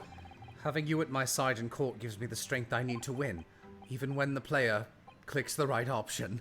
So, I'm, delighted to see you back in London. Oh, you're too kind, Mr. Naruhodo. I'm delighted to be here. You're my favorite straight friend. Oh, I have news! Oh, there have been some developments, let me tell you. I hope I can continue to be of service to you. Of course. So, what's brought you back? Did Professor Mikotoba not protest? We killed him! Let's save all that conversation for when we're back at home, shall we? You know, I've made one of my most special blends ever for this special occasion. Oh, Iris, how wonderful! I can't wait! Dum, dum, dum, dum, dum. Susato-san was back in London. It's hard to describe how happy that made me feel at the time. But despite my elation, our tale was about to take yet another extraordinary turn. That seems like a good stopping point. Yeah. Yeah. You're trans, Susato? Mm-hmm. Oh, you're a boy? Well, hello.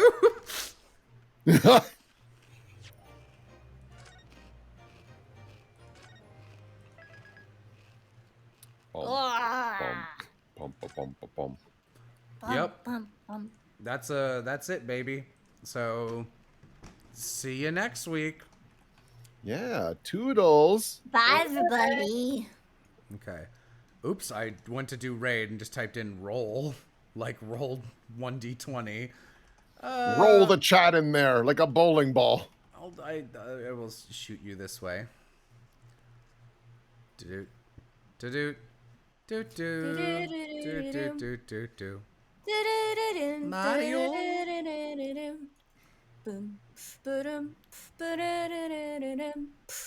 Unless you're Simon, I don't think you understand. Yeah, that